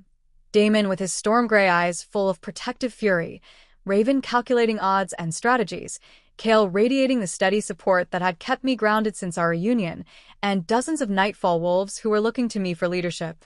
The weight of it should have been crushing. A month ago, I'd been an Omega exile with no pack, no family, no future. Now I was supposedly the key to stopping an ancient evil from devouring every supernatural creature on the continent. Instead of fear, I felt a strange sense of rightness. Like everything that had happened, my exile, finding Kale, meeting Damon, awakening my power, had been leading to this moment. Where will they try the summoning again? I asked. Somewhere with natural ley lines to channel the energy, Morgan replied. A place of power, preferably one with historical significance to our kind. The Moonrise Pack ancestral grounds, Kale said quietly. It's where our bloodline first manifested Luna power. If they want to complete the summoning properly, they'll go there.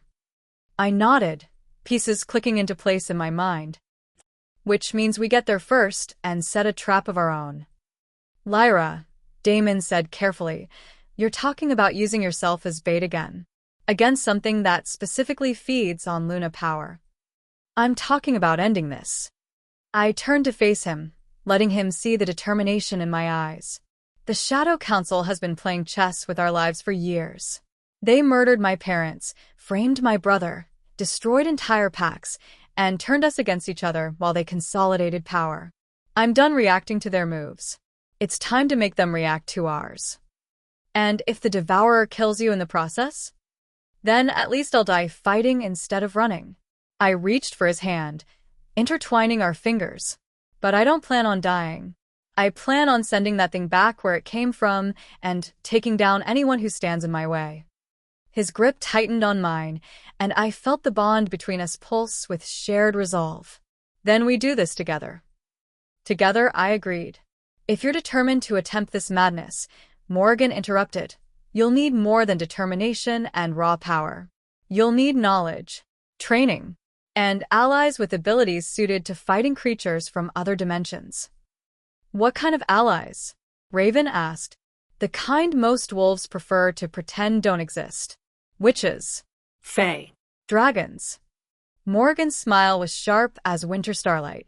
The old alliances your ancestors forged and your descendants abandoned out of pride and prejudice. Dragons. I stared at her. Dragons are real? Oh, my dear child. You have so much to learn about the true scope of the supernatural world. She gestured toward the crater. This summoning circle required power from multiple sources.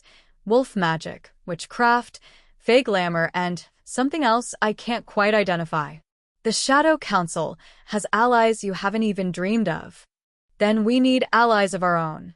I looked around the circle of faces. How long would it take to reach the Moonrise ancestral grounds? 3 days hard travel through mountain passes, Kale replied. Less if we can convince some of the local packs to provide fresh horses or vehicles. And how long to gather these supernatural allies Morgan mentioned? Longer than we have, she said bluntly. But there's another option. A gathering place where representatives of all the old bloodlines meet once each season to maintain the ancient treaties. The Convergence Point. Never heard of it. Because it's protected by magic that makes wolves forget about it unless they're specifically invited.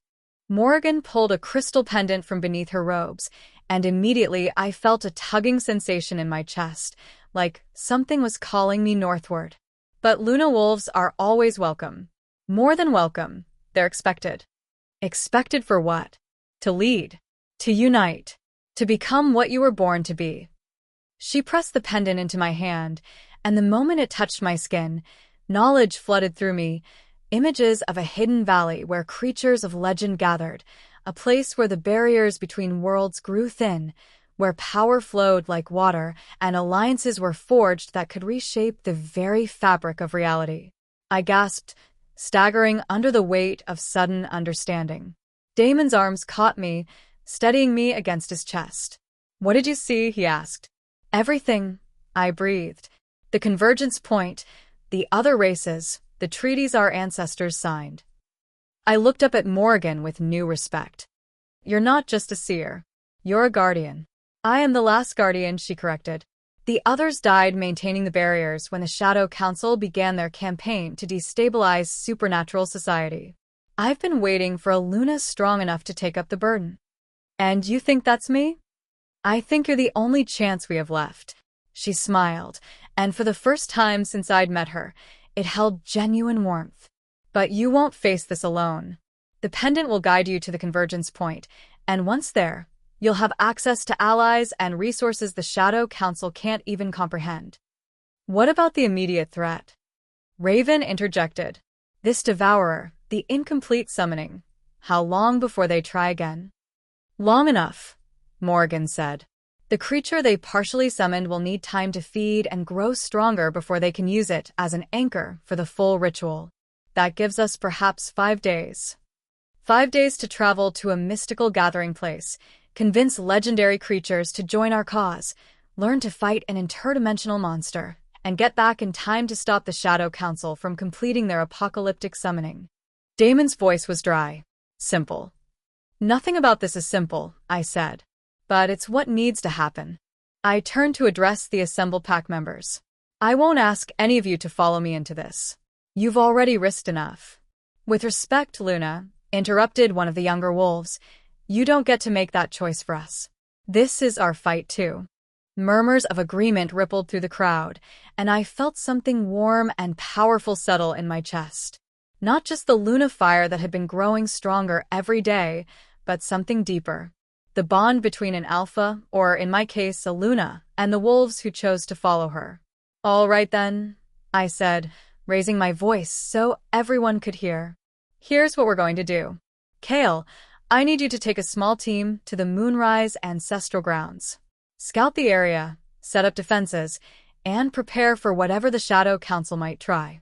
Raven, I want you coordinating intelligence gathering. Reach out to every allied pack, every contact you have, and find out everything you can about Shadow Council movements.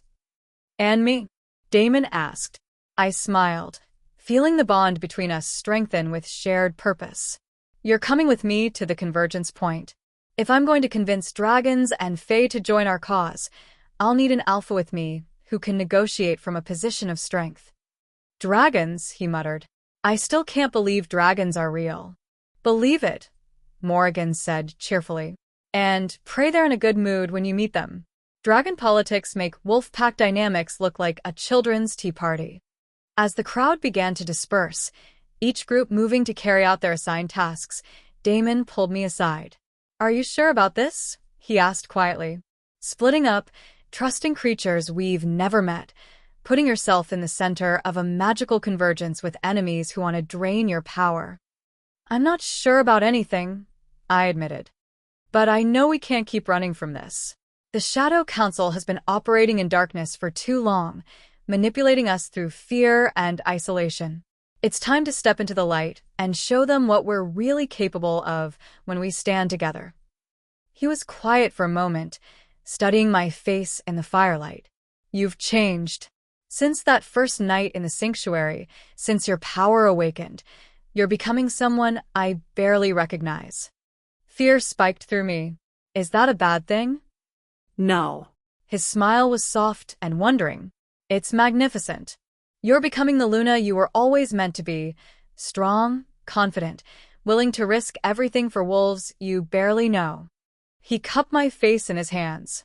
I'm falling in love with who you're becoming, Lyra, and terrified that I'll lose you before I get the chance to tell you properly. Then tell me now, I whispered. I love you. The words were simple, but the way he said them, like a promise, like a prayer, like a declaration of war against anything that might try to take me away from him, made them feel like the most powerful magic I'd ever encountered. I love you too, I said, rising on my toes to kiss him. Which is why I need you to trust me on this. Trust that I'll come back to you. Trust that we'll find a way to win. I trust you, he said against my lips. With my life, with my pack, with everything I have to give. Then let's go save the world. Above us, the moon shone down with silver light that seemed to approve of our resolve. The real battle was just beginning, but for the first time since this all started, I felt like we might actually win.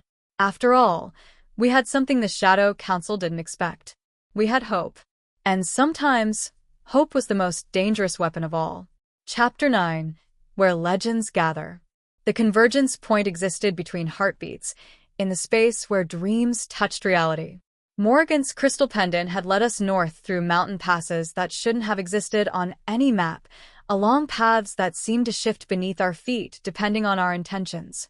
For 2 days, Damon and I had traveled through landscapes that defied logic, forests where the trees whispered secrets in languages I almost understood, streams that flowed uphill toward peaks shrouded in perpetual mist, and meadows where flowers bloomed in patterns that hurt to look at directly. "How much further?" Damon asked, his voice tight with the strain of navigating magical terrain that seemed designed to confuse and disorient wolves. I held up the pendant, watching as it pulsed with increasing brightness. "Close. The pull is getting stronger." I paused, testing the air with supernatural senses that had grown sharper during our journey. "And there's something else. Magic. Lots of it, from different sources." As we crested the next ridge, the convergence point revealed itself in all its impossible glory. The valley below us existed in its own pocket of reality, vast beyond what the surrounding mountains should have been able to contain. At its center stood a city that defied every architectural law I knew, spires that twisted into the clouds, buildings that seemed to be grown rather than built, and structures that appeared to be made of crystallized starlight. The very air shimmered with power, and I could see creatures moving through the streets that belonged in mythology textbooks. "Mother of wolves," Damon breathed beside me. "It's real. It's beautiful," I said, and it was. But it was also terrifying. Down in that valley were beings with power that made my Luna fire look like a candle flame, creatures who'd been alive since before the first wolves learned to shift, entities that could probably erase me from existence with a casual thought. And I was supposed to convince them to help me fight an interdimensional monster. "Second thoughts?" Damon asked, reading my expression. "Third and fourth thoughts," I admitted. "But no alternatives." I tucked the pendant back into my shirt and started down the path that led to the valley floor. "Besides, what's the worst that could happen?"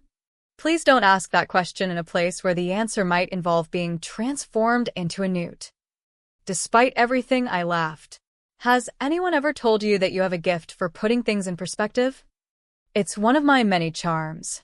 The path down was easier than the journey to reach it, as if the convergence point was welcoming us. As we got closer to the city, I began to make out individual figures moving through the streets. A woman with skin like living flame walked beside something that looked like a tree given human form. Children who might have been human except for their pointed ears and wings chased each other through a market where the vendors appeared to be selling bottled moonbeams and crystallized music. "Faye," Damon said, following my gaze. "I can smell the wild magic on them from here." And there, I pointed to a massive figure near what appeared to be a fountain carved from a single enormous gemstone. "Dragon. Has to be." The being in question was in human form, but there was no mistaking the predatory grace, the sense of barely contained power, or the way other creatures gave her a respectful birth. She was tall, with dark skin that seemed to shimmer with an inner fire, and when she turned in our direction, I caught a glimpse of eyes like molten gold. "She's looking at us," I murmured. "They're all looking at us," Damon corrected, and he was right. As we entered the city proper, conversation stopped, and heads turned to follow our progress. Not hostile, exactly, but intensely curious. "Luna wolves," someone whispered in a language that might have been ancient Celtic. "The prophecy," said another voice, this one sounding like wind chimes in a gentle breeze. "It's really happening," came a third, spoken in what sounded like the crackling of a fireplace. The attention was overwhelming, but I forced myself to keep walking with my head high and my power steady. These beings could probably sense fear like a physical scent, and showing weakness now could undermine everything we were trying to accomplish. We'd made it perhaps 100 yards into the city when our path was blocked by a figure that made my wolf whimper and press herself against my spine. He appeared human at first glance, tall, pale, with sharp features and hair so black it seemed to absorb light. But his eyes were completely silver, and when he smiled, I saw teeth that belonged on a predator. Well, he said, his voice carrying the kind of cultured accent that suggested centuries of education. "A Luna wolf in the flesh. How delightfully unexpected. Lord Kieran, Damon said, his voice carefully neutral. I didn't realize the Winter Court had representatives at the convergence. The Winter Court has interests everywhere, Alpha. Kieran's silver eyes fixed on me with uncomfortable intensity, especially when those interests involve the potential reshaping of supernatural society. And what interests would those be? I asked, proud that my voice came out steady. Power, of course. The kind of power that comes from being allied with the right side when the old world ends and the new one begins.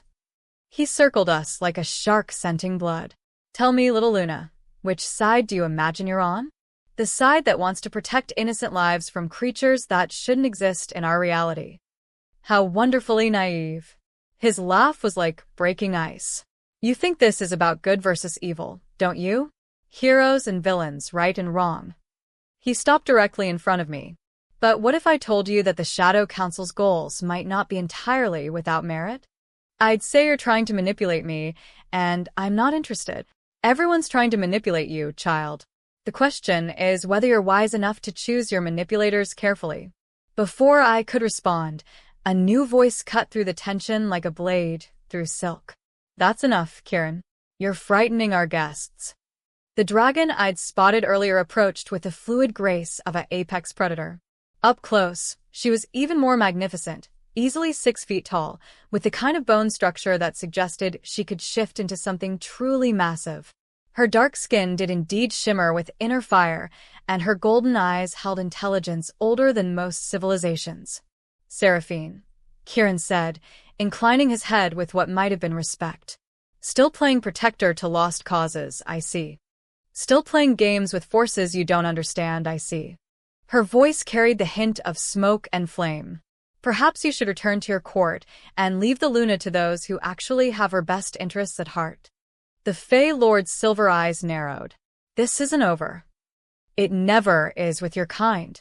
Seraphine waited until he'd melted back into the crowd before turning to us with a smile that was surprisingly warm. I apologize for that unpleasant welcome. I'm Seraphine Emberscale, speaker for the Dragon Clans. Lyra Thorne, I said, offering my hand. And this is Damon Blackthorn, Alpha of the Nightfall Pack. When her fingers touched mine, I felt a jolt of recognition that had nothing to do with magic and everything to do with shared purpose. This was a being who understood the weight of leadership, the burden of making choices that affected entire species. We've been expecting you, she said. Morgan sent word ahead about your situation. The Devourer. Among other things. Seraphine gestured toward a building that looked like it had been carved from a single massive crystal. Shall we discuss this somewhere more private? The convergence has many ears, and not all of them are friendly. The crystal building turned out to be some sort of meeting hall, with rooms that adjusted their size and furnishings to accommodate whoever was using them. The space Seraphine led us to was comfortable but not ostentatious. Chairs that molded themselves to our bodies, a table that provided refreshments without being asked, and walls that glowed with soft light. Now then, Seraphine said once we were settled, tell me everything Morgan told you about the threat you're facing. I gave her a complete rundown.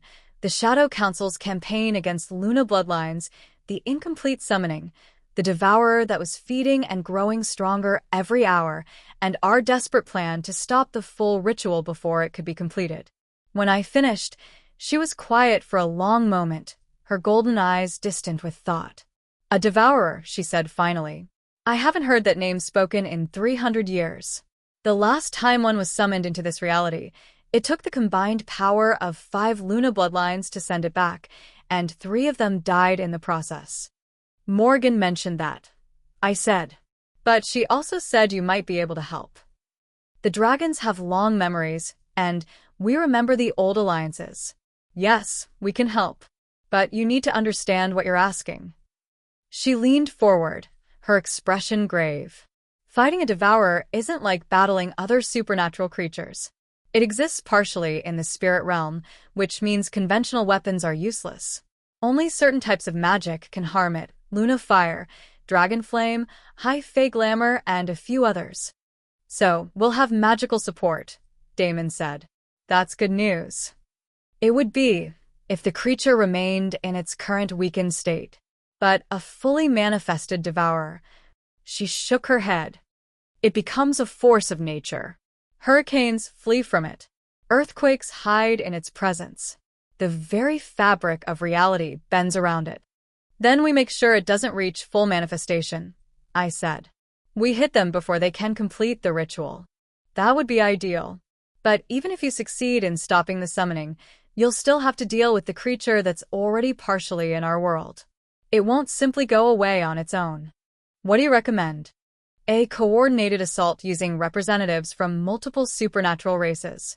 Dragons to provide raw power, fae to weave binding spells, witches to anchor it in this reality long enough to destroy it, and you to focus Luna fire into its heart. She smiled grimly. Simple in concept, nightmarish in execution. Will you help? I asked directly. The dragons will provide what aid we can. But there are conditions. Of course there were. What conditions? First, this alliance extends beyond just the current crisis. The supernatural world is changing, and we need stable leadership to guide us through what's coming. If you survive this, you'll work with us to establish a new council, one that represents all races, not just wolves. Agreed. Second, any territory recovered from the Shadow Council will be redistributed fairly among all supernatural races, not just claimed by wolves. Also agreed. And third, her expression became calculating. You must prove that you're strong enough to lead such an alliance. Power alone isn't sufficient. You need wisdom, courage, and the ability to inspire others to follow you into impossible odds. What kind of proof? Instead of answering directly, she stood and moved to the crystal wall. With one finger, she traced a symbol that began to glow with inner fire. There's someone you need to meet. Someone who can provide the training you'll need to face a devourer and survive. The wall dissolved, revealing a garden that definitely hadn't been there a moment ago. Ancient trees provided shade for pathways lined with flowers that sang in harmonious whispers, and at the center of it all sat an impossibly old woman on a throne carved from living wood. But it wasn't the woman who made my breath catch in my throat. It was the wolves surrounding her. Dozens of them, in forms both human and animal, all radiating power that made my knees weak. The pack eternal, Seraphine said quietly. Every Luna who ever lived, every Alpha who ever united the tribes, every wolf who died protecting others of our kind. They exist here between life and death, wisdom and dream. The first Luna, I breathed, recognizing the silver-furred wolf from Kale's sanctuary murals. And she wants to speak with you. I looked at Damon, seeing my own mix of awe and terror reflected in his storm-gray eyes. Go, he said softly. This is what you came here for. I walked through the dissolved wall into the Garden of Legends, feeling the weight of history pressing down on my shoulders. Each step brought me closer to wolves who'd shaped the destiny of our entire species, beings who'd faced impossible odds and emerged victorious. The ancient woman on the throne raised her head as I approached, and I found myself looking into eyes like liquid starlight, the same eyes I saw in my own reflection when my Luna power was fully awakened. Child, she said, her voice carrying the weight of centuries, you've come a long way from the frightened Omega who was cast out in chains. You know what happened to me? I know everything that happens to my bloodline. Every joy, every sorrow, every moment of triumph and despair. She stood, and despite her apparent age, she moved with fluid grace. I've been waiting for you to find your way here. Why? Because the time has come for you to learn what it truly means to be Luna. Not just the power, child, but the responsibility, the sacrifice. The choice you'll have to make between your own happiness and the survival of everyone you're sworn to protect. Something cold settled in my stomach. What choice? But she was already moving toward me, her ancient hands reaching out to touch my face. Close your eyes, daughter of my heart. Let me show you what you need to see. The moment her fingers touched my skin, the world exploded into visions that threatened to tear my sanity apart. I saw the Shadow Council's true purpose, not just the domination of supernatural society, but its complete transformation into something that could serve their alien masters. Beings from dimensions where concepts like compassion and free will had never existed. I saw the Devourer in its full manifestation, a creature of living darkness that consumed not just power but souls, leaving behind empty husks that served only destruction. And I saw the choice I would have to make. The terrible, impossible choice that would determine whether our world survived or fell into eternal darkness. When the visions ended, I was on my knees in the singing grass, tears streaming down my face.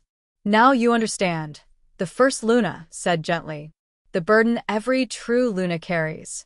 The knowledge of what must be sacrificed to protect what matters most." "I can't," I whispered. "I can't make that choice." "You can. Because you're stronger than you know, and because you won't be making it alone." She helped me to my feet with surprising gentleness. "The Pack Eternal stands with you, child. As do your living allies. As does the Alpha, who loves you enough to follow you into the very heart of darkness." I looked back toward the crystal building, where Damon was waiting with patient trust that I would return to him. Will I see him again? After the choice is made? That depends on how clever you are, how strong your bonds prove to be, and how much you're willing to risk for love. Her smile was ancient and knowing. "But I have faith in you, daughter. You've already proven yourself capable of the impossible." She pressed something into my hand, a pendant that looked like crystallized moonlight, warm to the touch and humming with power that felt like coming home. "This will help when the time comes. But remember, power without wisdom is destruction, and wisdom without courage is useless. Trust your heart, but don't ignore your mind." I nodded, clutching the pendant like a lifeline. "Will you be there? When we face the Devourer? We'll be wherever you need us most." She gestured toward the other members of the Pack Eternal, and I saw them nod in acknowledgement. "Now go. Your living pack needs you, and time grows short." I walked back through the dissolving garden wall, carrying the weight of terrible knowledge and impossible hope in equal measure. Damon took one look at my face and pulled me into his arms without asking questions. "Whatever you learned in there," he said against my hair, "we'll face it together." Together, I agreed, holding on to him like he was the only solid thing in a world gone mad. But even as I drew comfort from his warmth and strength, I couldn't forget the choice I'd seen in the visions. The choice that would determine not just my fate, but the fate of everyone I'd sworn to protect. The choice that might cost me everything I'd finally found worth fighting for. Chapter 10. Shadows over Sacred Ground. The Moonrise ancestral grounds looked like a battlefield from the depths of hell. What had once been sacred woodland where my bloodline first manifested Luna power was now a scarred wasteland of scorched earth and twisted trees. The very air writhed with dark energy that made my skin crawl and my wolf howl with distress. At the center of it all, carved into the earth where the ancient Luna shrine once stood, was a summoning circle that dwarfed anything I'd seen before. And standing at its heart, chanting in a language that predated human civilization, was a figure I'd hoped never to see again. "Garrison," I breathed, recognizing my former alpha despite the changes that had transformed him into something barely recognizable as Wolf. The once proud leader of the Shadowpine Pack was now a grotesque fusion of man and shadow magic. Dark veins pulsed beneath skin that had taken on a gray, corpse-like pallor. His eyes burned with violet fire, and when he opened his mouth to continue his chanting, I saw teeth that had been filed to points. Behind him, arranged in precise formations around the circle, stood dozens of Shadow Council operatives, some still recognizably Wolf, others twisted by the same dark magic that had claimed their leader. "He's the one who framed you," Damon said quietly from our position on the ridge overlooking the ceremony. "Your own alpha, working for them all along." Since before I even joined the pack, I realized, pieces clicking into place. He found me in those woods because he was looking for me, not to rescue a lost Omega, but to monitor a potential Luna bloodline. 5 years, Kale said, his voice tight with rage. 5 years of lies and manipulation, all leading to this moment. Around us, our hastily assembled army made final preparations for the assault. Seraphine and 3 other dragons had accompanied us from the convergence point, along with a dozen high fae warriors, a coven of battle witches, and every wolf we could gather on short notice. It should have been enough to overwhelm the Shadow Council forces below. Should have been, if not for the thing that was beginning to manifest at the center of the summoning circle. The Devourer existed in the space between reality and nightmare. It had no fixed form, sometimes appearing as a writhing mass of tentacles and teeth, other times as a vaguely humanoid shadow that seemed to absorb light itself. But whatever shape it took, the creature radiated hunger, so profound it made every supernatural being within miles instinctively recoil. "It's stronger than the visions showed," I said, watching as the creature's presence began to warp the very fabric of space around it. Trees aged decades in seconds, rocks crumbled to dust, and the ground itself started to crack and bleed a substance that wasn't quite blood. "The partial summoning allowed it to feed," Seraphine explained, her usual composure strained. "Every supernatural creature it's devoured since arriving in our reality has made it more powerful." "How many do you think it's killed? Does it matter?" She shifted slightly, and I caught a glimpse of scales beginning to appear along her arms. "The question now is whether we can destroy it before it reaches full manifestation."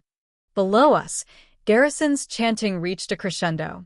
The summoning circle blazed with dark fire, and the Devourer's form solidified into something that made my mind recoil from processing what I was seeing. Reality bent around it like heated glass, and I could feel its attention turning toward our position. It had sensed us. "Now," I said, raising my hand to signal the attack. Before it, the creature moved faster than thought, crossing the distance between the circle and our position in the blink of an eye. Tentacles of living shadow lashed out toward me, seeking the Luna power it could smell on my skin. Damon threw himself between us, his curved blades flashing as he tried to cut through the darkness. The weapons passed harmlessly through the creature's form, but his interference bought me the seconds I needed to roll aside and come up with silver fire blazing around my hands. "Luna fire doesn't work on it directly," Seraphine shouted over the sounds of battle as our allies engaged the Shadow Council forces. "You have to anchor it in this reality first." I threw myself behind the cover of a fallen tree as more tentacles swept the air where I'd been standing. "How?" "Pain," one of the battle witches called out, weaving complex spells that created barriers of hardened air. "Strong emotions can force it to take solid form." "Pain." I looked around at the battlefield, at wolves and dragons and fae all fighting desperately against an enemy that seemed to grow stronger with every passing moment. How could I cause enough pain to something that fed on supernatural power? Then I saw Kale, locked in combat with 3 Shadow Council operatives near the base of the ridge. One of them had silver weapons, and my brother was bleeding from multiple wounds. He was skilled but outnumbered, and it was only a matter of time before the operative's blade found its mark, sliding between Kale's ribs with surgical precision. My brother's eyes widened in shock, and he collapsed to his knees as blood poured from the wound. "Kale!" The scream tore from my throat with enough raw emotion to shake the mountains. Luna fire exploded from my body in a pulse that lit up the entire battlefield, and for the first time since the battle began, the Devourer flinched. The creature's form solidified, becoming truly present in our reality as it fed on my anguish. Now I could hurt it. I launched myself across the battlefield, silver fire trailing behind me like the wings of an avenging angel. The Devourer turned to meet my charge, but it was too late. I slammed into its center mass with all the power I could channel, Luna fire burning away layers of shadow and nightmare. The creature screamed, a sound that existed in dimensions I didn't have names for. Dark blood sprayed from wounds that opened across its writhing form, and for a moment I thought I might actually be able to destroy it through sheer fury. Then it adapted. The Devourer's form shifted, becoming less solid, more diffuse. My fire passed through it harmlessly as it returned to its partially manifested state. But now I was too close to escape, surrounded by tentacles that reached for me with hungry purpose. "Lyra!" Damon's voice cut through the chaos as he fought his way toward me, but there were too many enemies between us. The pendant. Use the pendant. The pendant. The gift from the first Luna, still hanging around my neck beneath my shirt. I grabbed it with my free hand, feeling ancient power flow through the crystallized moonlight. Immediately, the voices of the pack eternal whispered in my mind. Not yet, daughter. The choice must be made freely, when all hope seems lost. What choice?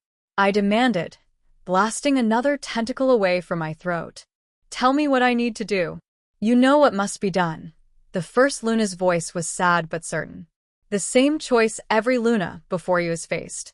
The choice between personal happiness and the greater good. And suddenly I did know.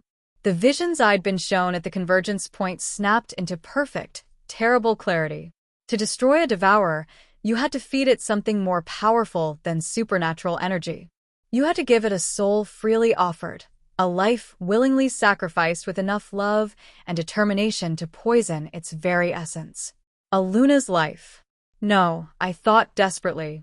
There has to be another way. If there were, don't you think we would have taken it? Another voice, ancient and weary. Every Luna who faced this choice hoped for an alternative. But some evils can only be stopped by the ultimate sacrifice. Around me the battle raged on. Dragons breathed fire that passed harmlessly through the creature's form. Fae wove glamours that it shattered with casual contempt. Witches chanted binding spells that dissolved the moment they touched its essence. Nothing was working. Nothing except my Luna fire, and that only when the creature was fully manifested, which required emotional pain so intense it left me vulnerable to its attacks. I looked across the battlefield and saw Damon fighting his way toward me, his storm-gray eyes wild with desperation. Saw Kale struggling to his feet despite his wounds, determination written in every line of his face. Saw supernatural beings who'd pledged their lives to follow me into this impossible battle. They deserved better than watching their Luna die. They deserved a leader who could find another way. But sometimes there wasn't another way. I understand, I told the pack, Eternal. But I need you to promise me something. Name it. Take care of them. All of them. Help them rebuild what the Shadow Council destroyed. Don't let my sacrifice be meaningless. It will not be meaningless, the first Luna promised. And daughter, there may yet be hope. Love is the strongest magic of all, and you are more loved than you know. I didn't understand what she meant, but there was no time to ask. The devourer had finished adapting to my attacks and was pressing its assault with renewed hunger. Tentacles wrapped around my limbs, began to pull me toward a mouth that opened in dimensions I couldn't see. This was it. The moment of choice. I stopped fighting the creature's pull and let it draw me closer. Hey! I shouted to get its attention. You want Luna power? You want to feed on something truly powerful. The massive head turned toward me, eyes like black holes focusing on my face. Then feast on this, I whispered, and opened myself completely to the Luna fire burning in my blood. Not to attack the creature, but to feed it. To pour every ounce of power, every memory of love and hope and determination, every dream I'd ever had for the future, directly into its consuming maw. The devourer's scream of ecstasy shook the foundations of reality as it began to drain my life force. But as my power flowed into it, something else flowed too, something the creature hadn't expected. Love. Pure, undiluted, freely given love for every wolf I'd sworn to protect, for the brother who'd searched for me across years of exile, for the alpha who'd seen worth in a broken omega and helped her become whole. Love was poison to a creature that existed only to consume and destroy. The devourer convulsed, its form beginning to destabilize as the foreign emotion burned through its essence like acid. It tried to release me, to stop the flow of power, but it was too late. The connection had been forged, and Luna fire mixed with sacrificial love was more than its alien nature could process. No. The voice that screamed across the battlefield wasn't the devourer's. It was Garrison's, his own plans collapsing as the creature he'd summoned began to tear itself apart. Kill her. Kill the Luna before she destroys everything. But it was already too late. The devourer imploded, folding in on itself as the love I'd fed it ate away at its core like a cancer. Reality snapped back into proper alignment with a sound like the universe taking a deep breath. And I was falling, my life force spent, my power exhausted, tumbling toward Earth that rushed up to meet me. Strong arms caught me before I hit the ground. Damon's scent surrounded me, pine and leather and wild freedom, and his voice was broken as he held me against his chest. No, no, no, he was saying over and over. Stay with me, Lyra. Don't you dare leave me now. I tried to speak, to tell him it was all right, that the choice had been worth it. But my vocal cords wouldn't obey me, and darkness was creeping in from the edges of my vision. The pendant, I managed to whisper. Use the pendant. His hands found the crystallized moonlight at my throat, and the moment his skin touched it, power flowed between us. Not my power, that was gone, spent in the sacrifice that had destroyed the devourer. This was something else, something that came from the bond we'd forged through battle and trust and love freely given. Pack bond. Alpha and Luna, two halves of a whole, sharing strength across the connection that tied their souls together. Life flowed back into my exhausted body, drawn from his willing gift. Not enough to restore what I'd lost, but enough to anchor my spirit in the living world. Better? He asked, and I could see the strain in his face as he shared his life force with mine. Better. I agreed, though I could feel how fragile the connection was. How much it was costing him to keep me tethered to life. Around us, the remaining Shadow Council forces were surrendering or fleeing. Without the Devourer to anchor their power, their twisted magic was failing, leaving them vulnerable to our supernatural allies. Garrison himself was on his knees, the dark veins in his skin fading as the entity that had possessed him was destroyed along with its summoner. It's over, Kale said, limping over to join us. His wounds were serious but not fatal, and there was wonder in his voice. The Shadow Council is broken, the Devourer is destroyed, and you're alive. How is any of this possible?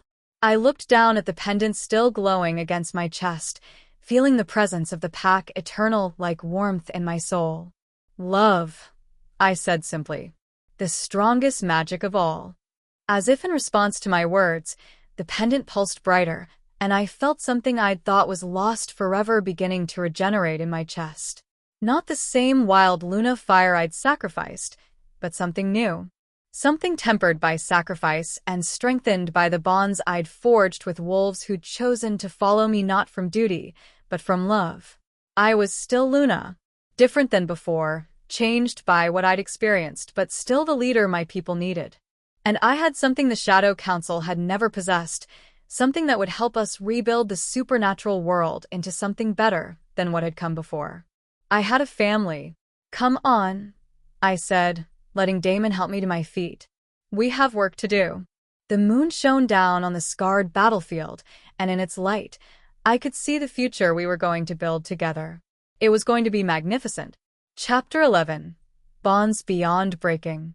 3 days after the battle, I could finally walk without Damon's life force sustaining me. The recovery hadn't been easy. Sacrificing my original Luna power to destroy the Devourer had left me fundamentally changed, not powerless, but different. The new energy building in my chest felt more stable, more connected to the bonds I'd forged with other wolves rather than the wild, inherited magic of my bloodline. You're brooding again, Damon observed from his position by the window of the temporary command center we'd established in the ruins of the Moonrise Pack House. I can smell the anxiety from here. I'm not brooding. I'm thinking. I set down the reports I'd been reviewing, damage assessments, casualty lists, and intelligence gathered from captured Shadow Council operatives. There's a difference. Not much of one, from where I'm sitting. He moved away from the window and settled beside me on the makeshift couch someone had salvaged from the wreckage. Talk to me. What's really bothering you? I gestured at the papers scattered around us. All of this. The responsibility. Yesterday, I was just trying to survive long enough to prove my innocence. Now, everyone's looking to me to rebuild supernatural society from the ground up. Not everyone. Just the wolves who've chosen to follow you, the dragons who respect your courage, The Fae who admire your tactical thinking, and the witches who are impressed by your ability to weaponize love. His smile was gentle but determined. No pressure at all. Despite everything, I laughed. You're not helping. I'm not trying to help. I'm trying to remind you that you don't have to carry this alone. He took my hand, intertwining our fingers. We're bonded now, Lyra. Pack bond, mate bond, whatever you want to call it. We're connected on a level that goes beyond just being allies. The bond between us had only grown stronger since the battle. Sharing his life force to anchor my soul had created a connection that ran deeper than anything I'd experienced. I could feel his emotions like echoes of my own, sense his presence even when he was miles away, and draw on his strength when my own faltered. Is that what we are? I asked quietly. Mates. That's what I hope we are. What I want us to be. His storm-gray eyes held mine steadily. But only if it's what you want to. I won't claim you just because our souls decided to tangle themselves together during a life-or-death situation. And if I said I needed time to think about it, time to figure out who I am now that everything's changed, then I'd give you all the time you needed. His grip on my hand tightened slightly. But I'd also remind you that some bonds don't require thinking. They just require trust. Before I could respond, Cale appeared in the doorway, his arm still in a sling from his battle wounds, but his expression alert and businesslike. Sorry to interrupt, but we have visitors, he said. Official ones from the convergence point. Through the window, I could see an impressive procession making its way up the mountain path toward our temporary settlement.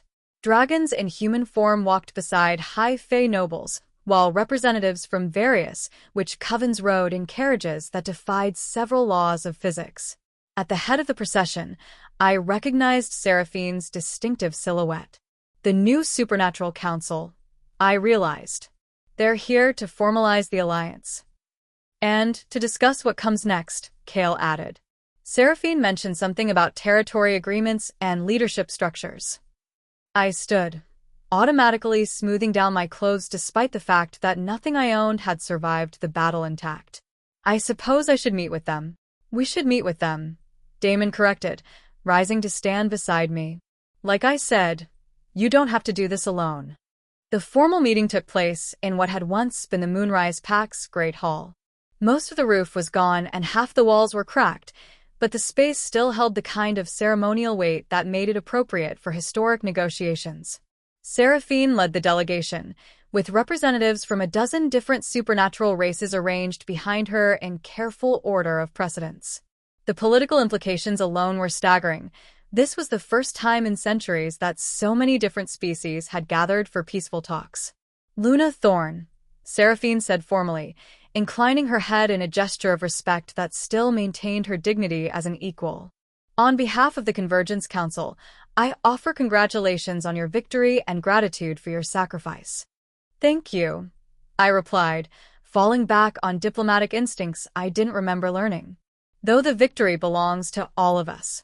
The Shadow Council's defeat required cooperation between races that haven't worked together in generations.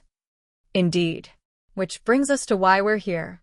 She gestured to a Fae lord I recognized as one of Lord Kieran's rivals. Lord Theron of the Summer Court, speaking for the Fae. Theron stepped forward, his golden hair catching the light filtering through the damaged roof. The Fae courts offer formal alliance with the reformed wolf packs, contingent upon the establishment of clear territorial boundaries and mutual defense agreements. The dragon clans pledge similar cooperation, added another voice, this one belonging to a massive man whose eyes glowed with inner fire, along with access to our knowledge stores and magical archives. One by one, representatives from each race offer their terms for alliance. The witches wanted guaranteed access to certain lunar influence locations for their rituals. The Fae courts required assurance that wolf territories wouldn't expand into their ancestral forests. The dragons demanded representation on any governing body that affected supernatural policy.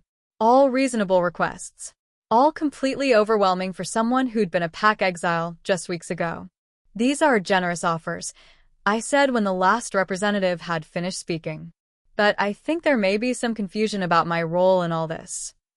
Seraphine's eyebrows rose. Confusion. I'm not the High Luna of all wolf packs. I'm not even technically the alpha of any pack right now. I gestured to the ruins around us. Moonrise Pack was destroyed years ago, and I haven't claimed leadership of any existing territory. But you will, said Lord Theron with a kind of casual certainty that made my wolf bristle. The prophecy spoke of a Luna who would unite the fractured packs and restore the old alliances. You've already begun fulfilling that destiny. Prophecies don't make leaders, I said firmly. Choices do. And I haven't decided what choices I'm going to make about my future. The assembled delegates exchanged glances, and I could practically smell their concern. They'd built their entire political strategy around the assumption that I would claim the mantle of High Luna and spend my life managing supernatural politics. Perhaps, Seraphine said carefully, we could discuss this matter privately.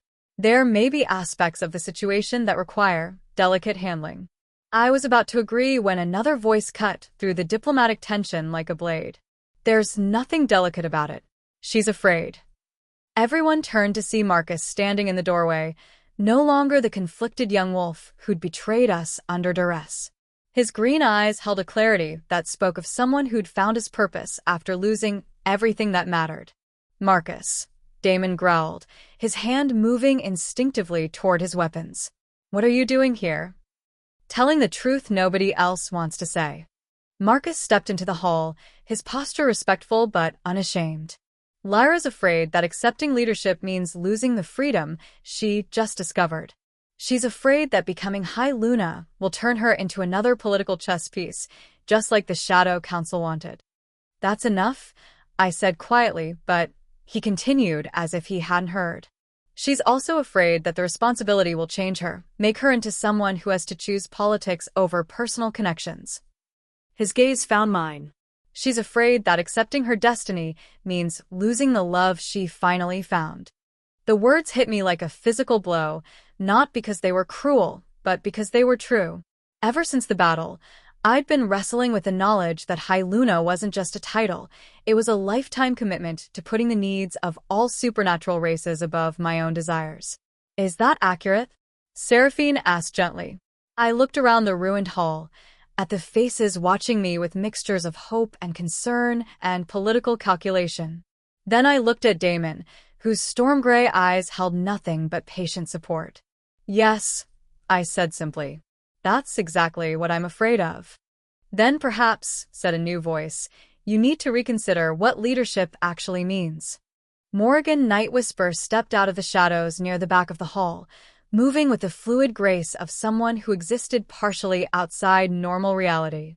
The assembled delegates immediately gave her respectful space.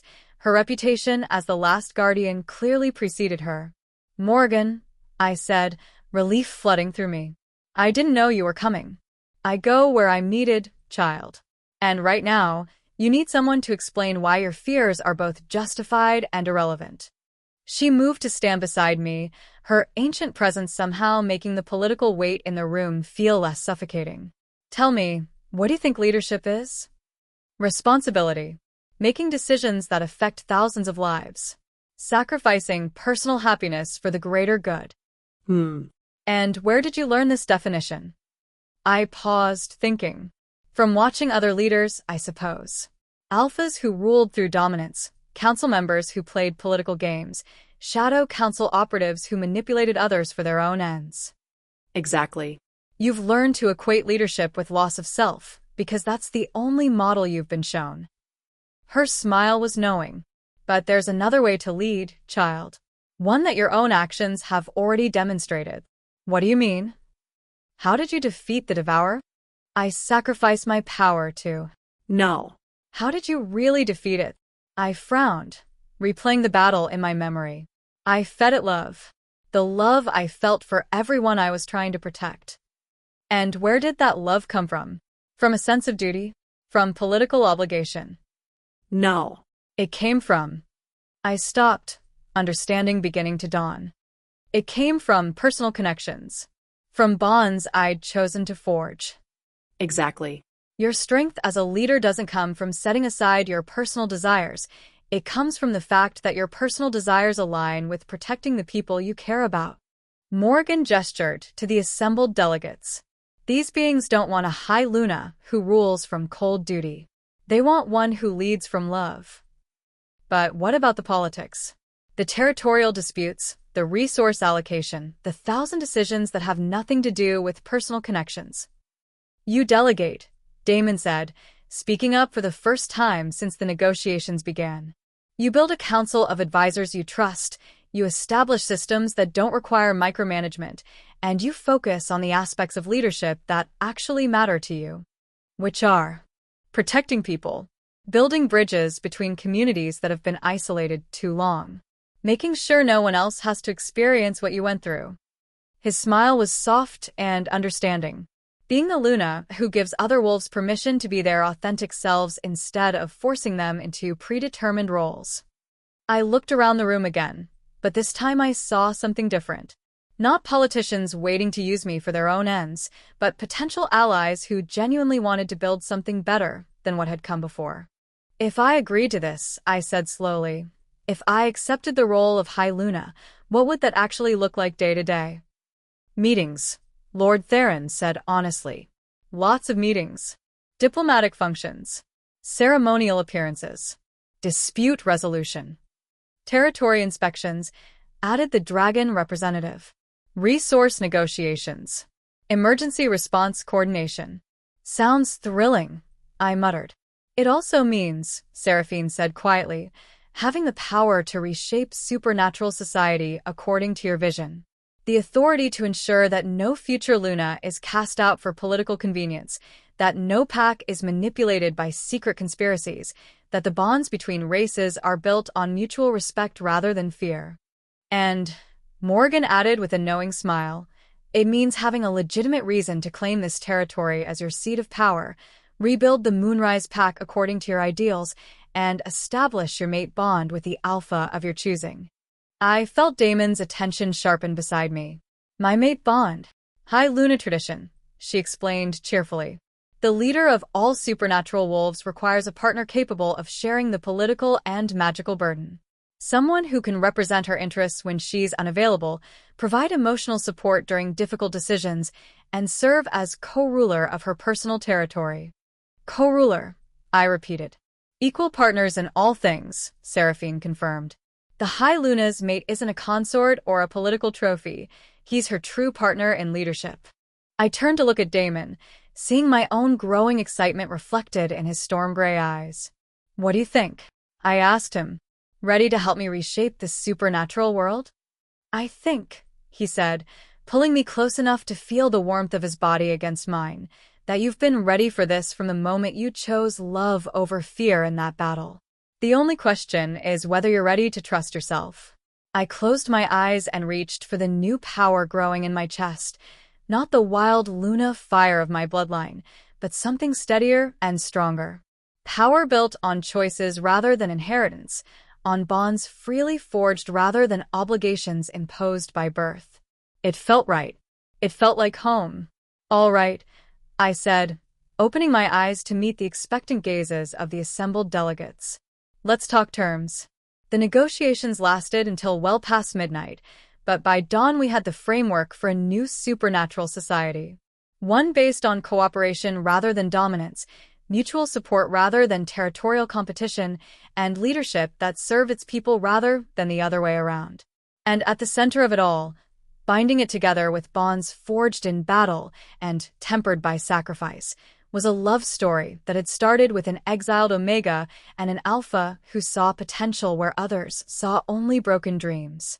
Some fairy tales I realized were worth fighting for, even if they required rewriting the rules of reality to make them come true. Chapter 12. Luna Rising. 6 months later, the Moonrise territory looked like something from a dream. Where once there had been ruins and scorched earth, now there were buildings that combined the best of wolf architecture with innovations borrowed from our supernatural allies. The Great Hall had been rebuilt with dragon-forged stone and fabulous timbers, creating a space that could host diplomatic meetings or pack celebrations with equal grace. Gardens designed by earth witches flourished in terrace levels down the mountainside, while crystal formations gifted by the dwarven clans provided both light and magical focus points throughout the settlement. But it was the wolves themselves that made it truly magnificent. From my position on the ceremonial platform, I could see hundreds of them gathered in the main courtyard, not just Moonrise Pack members, but representatives from allied packs across the territories. Wolves who'd traveled for days to witness the formal establishment of the new supernatural order and, more personally, the mating ceremony that would bind their High Luna to her chosen alpha. Nervous? Kale asked, adjusting the silver circlet that marked his position as my beta and heir. Terrified, I admitted, smoothing down the ceremonial robes that Seraphine had insisted were appropriate for the gravity of the occasion.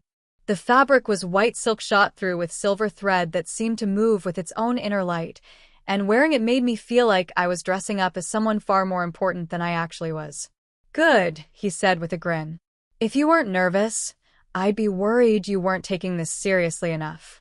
Around us, the final preparations for the ceremony were being completed.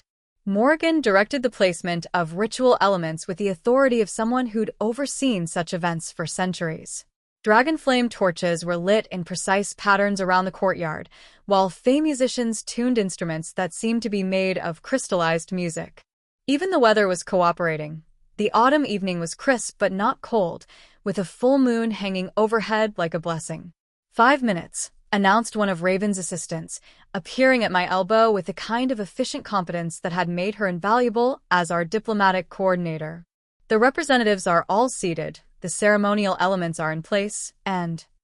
She paused, checking her notes. The groom is ready when you are. I looked toward the far end of the courtyard, where Damon stood waiting beside the altar we'd built from stones taken from the original Luna Shrine. He was magnificent in formal black leather decorated with a silver wolf head that marked him as the High Luna's mate, but it was his expression that made my breath catch. Pure love, absolute certainty, and a hint of the same nervous energy I was feeling. 6 months of working together to build this new world had only strengthened the bond between us. We'd faced political crises, territorial disputes, and the occasional assassination attempt with the kind of partnership that made other supernatural leaders envious. But through it all, the connection forged in battle and deepened through shared purpose had grown into something that felt as permanent as the mountains themselves. Ready? Kale offered me his arm. More than ready. The ceremony began with the traditional acknowledgement of our allies. Representatives from each supernatural race approached the altar to offer formal recognition of the new High Luna and pledge their support for the reformed Supernatural Council. Dragons breathed ceremonial fire, Fae wove blessing glamours, witches cast protective spells, and even the usually aloof vampire courts sent tokens of respect. But it was when the wolf packs began their acknowledgments that I truly understood how much had changed. The Shadowpine Pack, announced a voice I recognized, offers loyalty and service to Luna Lyra Thorne. I looked toward the crowd and saw Alpha Harrison, Garrison's replacement, approaching the platform with a delegation from my former pack. Among them were wolves who'd howled for my blood during my exile, now offering respectful bows and genuine smiles. We were wrong, Harrison said simply when he reached the altar. We allowed fear and manipulation to blind us to your worth. If you'll have us, we'd be honored to be part of the new alliance. The past is the past, I replied, using the formal words Morgan had taught me, but meaning them from the heart. What matters is what we build together going forward. Pack after pack followed, each offering their allegiance to the new order we were creating. Some were genuine allies who'd supported us from the beginning. Others were former enemies who'd seen the wisdom of cooperation over conflict. All were welcome, as long as they came with sincere intentions. When the political ceremonies were complete, Morgan stepped forward to begin the mating ritual itself. We gather tonight, she said, her voice carrying to every corner of the courtyard, to witness the binding of two souls who have chosen to face the future as one. Not from duty or political necessity, but from love freely given and trust earned through trial. She gestured for Damon to approach. He moved with the fluid grace I'd fallen in love with, but there was something different about him tonight, a solemnity that spoke of the significance he placed on this moment. Damon Blackthorne, Morgan continued, do you come to this binding of your own free will, with full knowledge of the responsibilities you're accepting? I do, he said, his voice carrying clearly in the still air. I offer my strength, my loyalty, and my love to Luna Lyra Thorne, to stand beside her in leadership and partnership for as long as we both draw breath. And do you, Lyra Thorne, accept this bond with equal commitment? I looked into Damon's storm-gray eyes, seeing my entire future reflected there. Not just the formal ceremonies and political obligations, but quiet moments together in our private chambers. Pack runs through the moonlit forest, children who might carry both our bloodlines, and the deep satisfaction of building something meaningful with someone who understood both my strength and my vulnerabilities. I do, I said, and felt the words resonate through the pack bond that connected us to every wolf in the courtyard. I accept Damon Blackthorne as my mate, my partner, and my equal in all things. Morgan smiled and raised her hands, calling on power that made the air itself shimmer. Then, by the authority granted to me by the old ways and the new, by the blessing of the moon goddess and the witness of our allies, I declare you bound in the sight of all supernatural races. She nodded to us, and together, Damon and I reached for the ceremonial chalice on the altar. It contained wine mixed with our blood, symbolizing the mingling of our life forces. We drank from it simultaneously, and the moment the liquid touched our lips, the bond between us blazed to life with an intensity that stole my breath. It was more than the connection we'd shared before. This was complete unity, two souls becoming one while still maintaining their individual identities. I could feel his love for me like warmth in my chest, sense his determination to protect our people, share his vision of the future we would build together. And underlying it all was the Luna power that had regenerated in the months since the battle, not the wild fire of my inherited bloodline, but something steadier and stronger. Power built on the bonds I'd chosen to forge, sustained by the love I'd chosen to accept, focused by the purpose I'd chosen to embrace. Let all who witness this binding know, Morgan declared, her voice ringing with ceremonial authority, that Luna Lyra Thorne and Alpha Damon Blackthorne are now mated in the sight of the moon goddess. May their bond bring strength to their people and wisdom to their leadership. The cheer that erupted from the assembled crowd was deafening. Wolves howled their approval, dragons roared their congratulations, and Fey musicians launched into a victory song that made the very air dance with joy. But all I could focus on was Damon pulling me into his arms for our first kiss as officially mated partners. It tasted like wine and promises, and the beginning of forever. When we finally broke apart, he rested his forehead against mine. No regrets. None, I said honestly. Though you might want to ask me again after the first time I have to negotiate a treaty with the dragon elders while dealing with morning sickness. His eyes widened. Morning sickness? Are you? Not yet, I said, laughing at his expression. But eventually, if you want children, that is. I want everything with you, he said softly. Children, adventures, quiet evenings by the fire, and the satisfaction of knowing we built something that will outlast us both. Then that's what we'll have. The formal ceremony concluded with a feast that lasted until dawn, followed by 3 days of celebration that brought together supernatural creatures who hadn't shared the same space peacefully in centuries.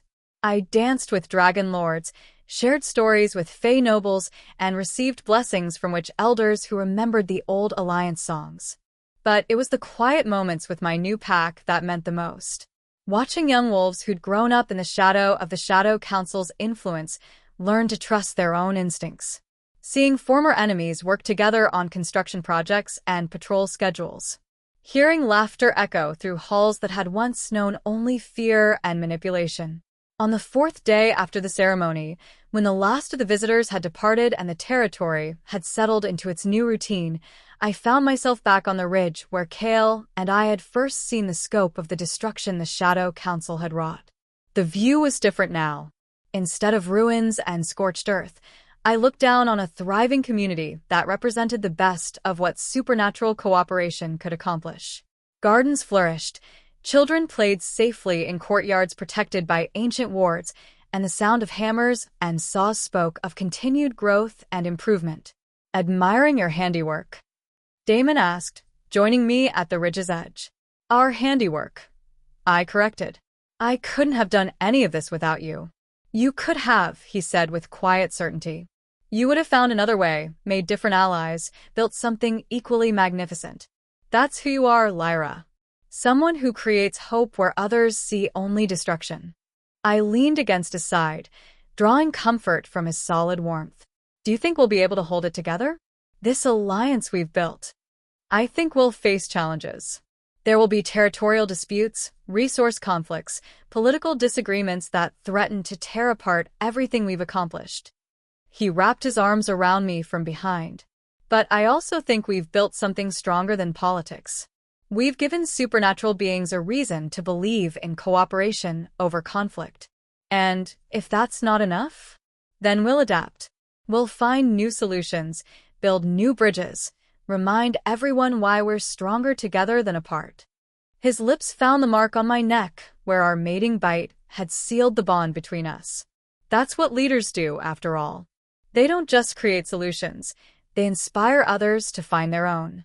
Below us, lights began to come on in the settlement as evening approached. Soon, there would be pack meetings to attend, diplomatic correspondence to review, and a dozen small decisions that would shape the future of supernatural society. The responsibilities of leadership never ended, but neither did the rewards. Come on, I said, taking his hand and turning away from the view. Let's go home. Home, he agreed, and the word carried all the weight of promises kept and dreams fulfilled. We walked back toward the settlement together, our bond humming with shared contentment and the deep satisfaction of work well done. Behind us, the full moon rose over the moonrise territory, blessing the new world we'd built with silver light. I was no longer the broken Omega who'd been cast out in chains, condemned for crimes she didn't commit. I was no longer the frightened exile who'd stumbled through the wilderness, not knowing who she truly was. I was Luna. High Luna of the Reformed Supernatural Council, mate to an alpha who saw strength where others saw only scars, leader of a people who'd chosen cooperation over conquest. I was exactly who I was meant to be, and as we reached the lights of home, surrounded by the sounds of our thriving pack, I felt the moon goddess's approval shining down on everything we'd accomplished. The future stretched out before us, full of challenges and opportunities in equal measure. But whatever came, we would face it together.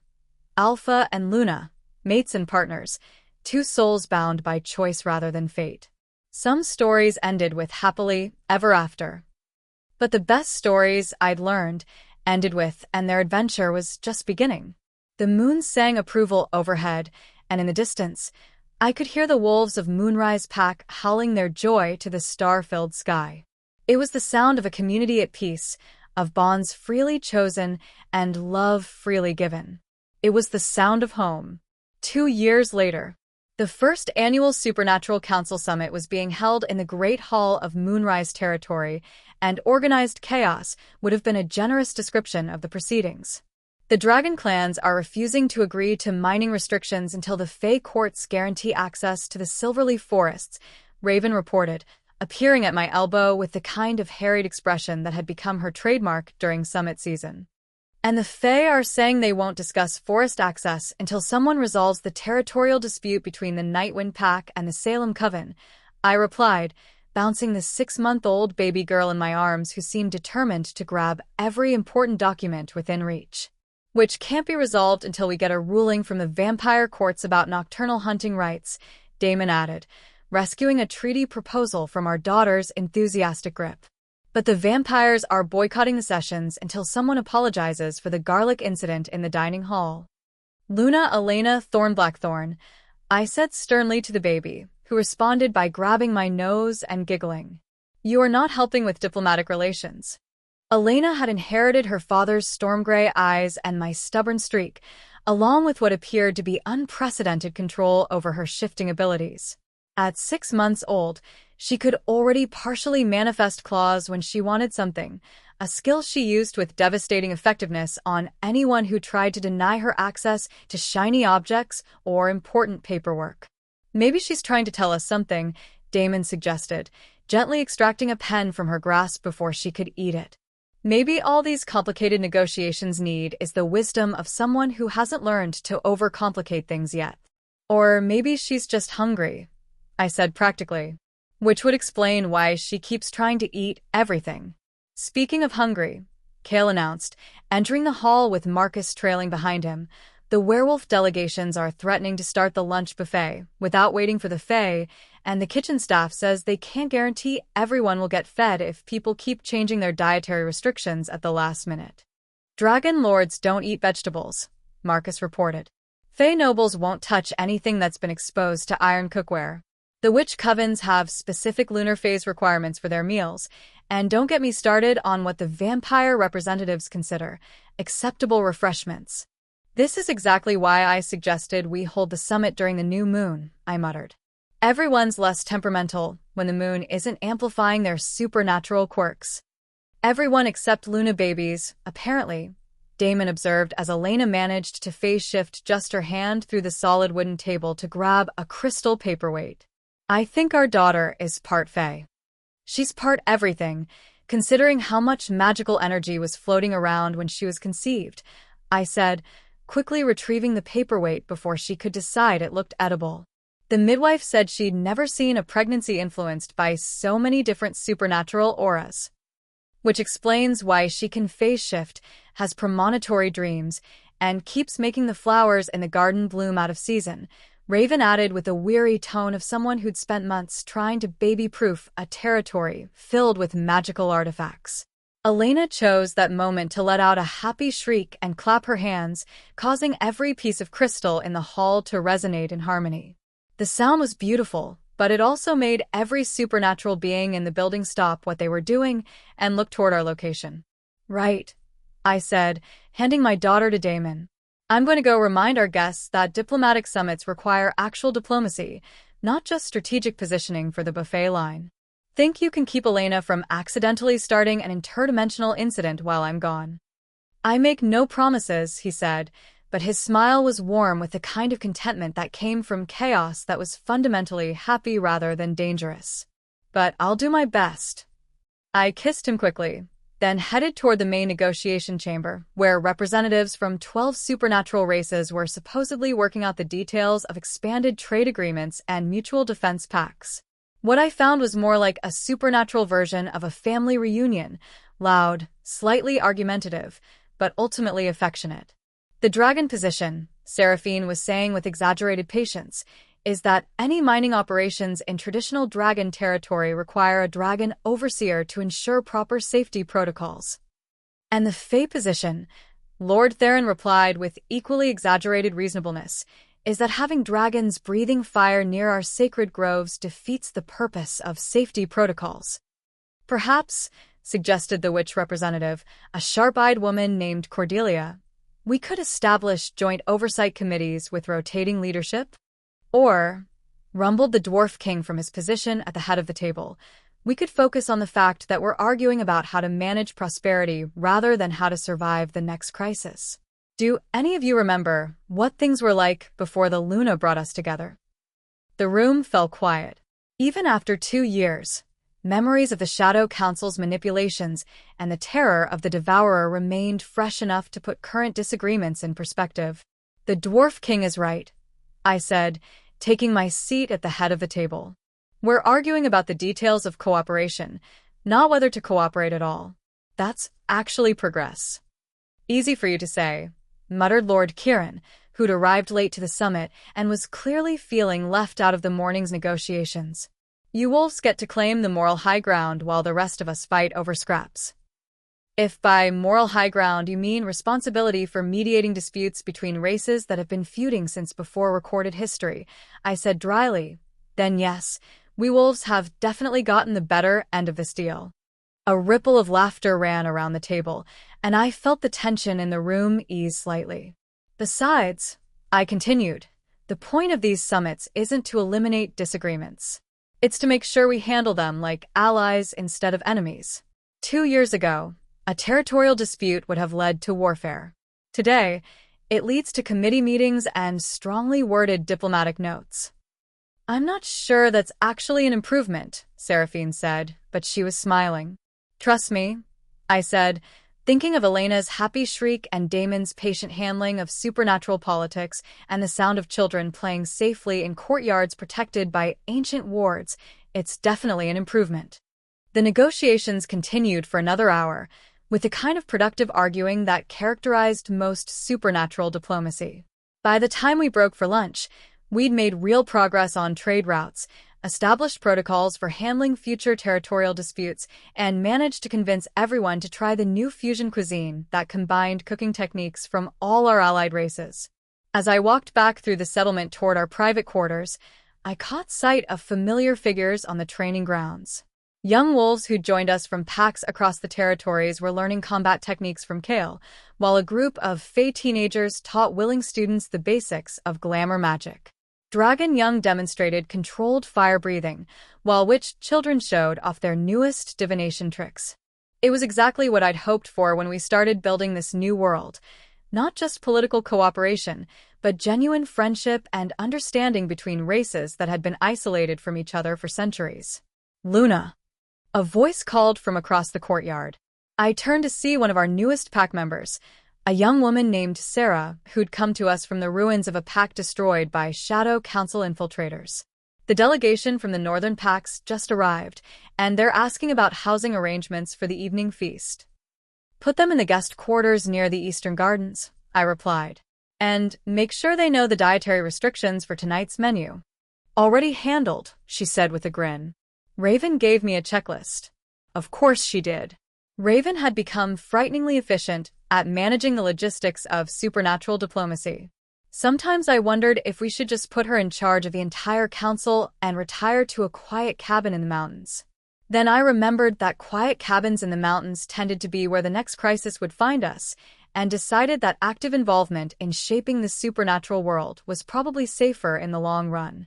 I found Damon in our private study, Elena sleeping peacefully in his arms while he reviewed reports from allied packs across the territories.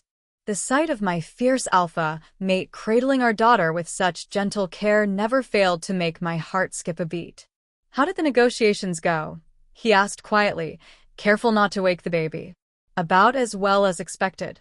Which is to say, everyone argued passionately about things that matter, came to reasonable compromises on most issues, and nobody threatened to declare war on anybody else. So, a successful day in supernatural politics. Remarkably successful, I agreed, settling onto the couch beside him. Elena behave herself while I was gone? She only tried to eat 3 important documents and phase shift through 2 walls. I'm calling it a win. I looked down at our daughter, whose peaceful expression gave no hint of the supernatural chaos she was capable of creating when awake. Already, I could see hints of the person she would become. Curious, strong-willed, and blessed with abilities that would let her bridge the gaps between different supernatural races in ways that even I couldn't. Do you think she'll want this? I asked quietly. The leadership, the responsibility, the weight of keeping everyone working together? I think, Damon said, shifting Elena slightly so she could sleep more comfortably, she'll make her own choices about what kind of life she wants to live. Just like her mother did. Her mother was forced into her choices by circumstances. Her mother chose to see those circumstances as opportunities rather than obstacles. She chose to build bridges instead of walls, to trust instead of fear, to love instead of hate. He smiled down at our sleeping daughter. If Elena inherits even half of that strength, she'll be magnificent no matter what path she chooses. Through the windows of our study, I could see the lights of the settlement beginning to come on as evening approached. Soon, there would be a feast celebrating the successful completion of another council summit. Representatives from every allied race would share food and stories and plans for the future. Their children would play together in gardens blessed by combined magic, and somewhere in the midst of all that cooperation and celebration, the seeds of tomorrow's peace would be planted. It wasn't the life I'd imagined when I was cast out in chains, accused of crimes I didn't commit. But it was better than anything I could have dreamed. Come on, I said, standing and offering my hand to Damon. Let's go show our daughter what we've built for her. He took my hand, careful not to disturb Elena's sleep, and together we walked toward the sounds of laughter and music that drifted from the great hall. Behind us, the full moon rose over Moonrise territory, blessing the new world we'd created with silver light. Ahead of us lay years of challenges and negotiations, celebrations and crises, the endless work of keeping diverse peoples united in common cause. But whatever came, we would face it together. Alpha and Luna, mates and partners, parents and leaders of a community that had chosen love over fear. The moon sang its approval overhead, and in the distance, I could hear the voices of our people raised in joy. It was the sound of home, the sound of peace, the sound of a future built on hope instead of fear. And it was only the beginning. The end.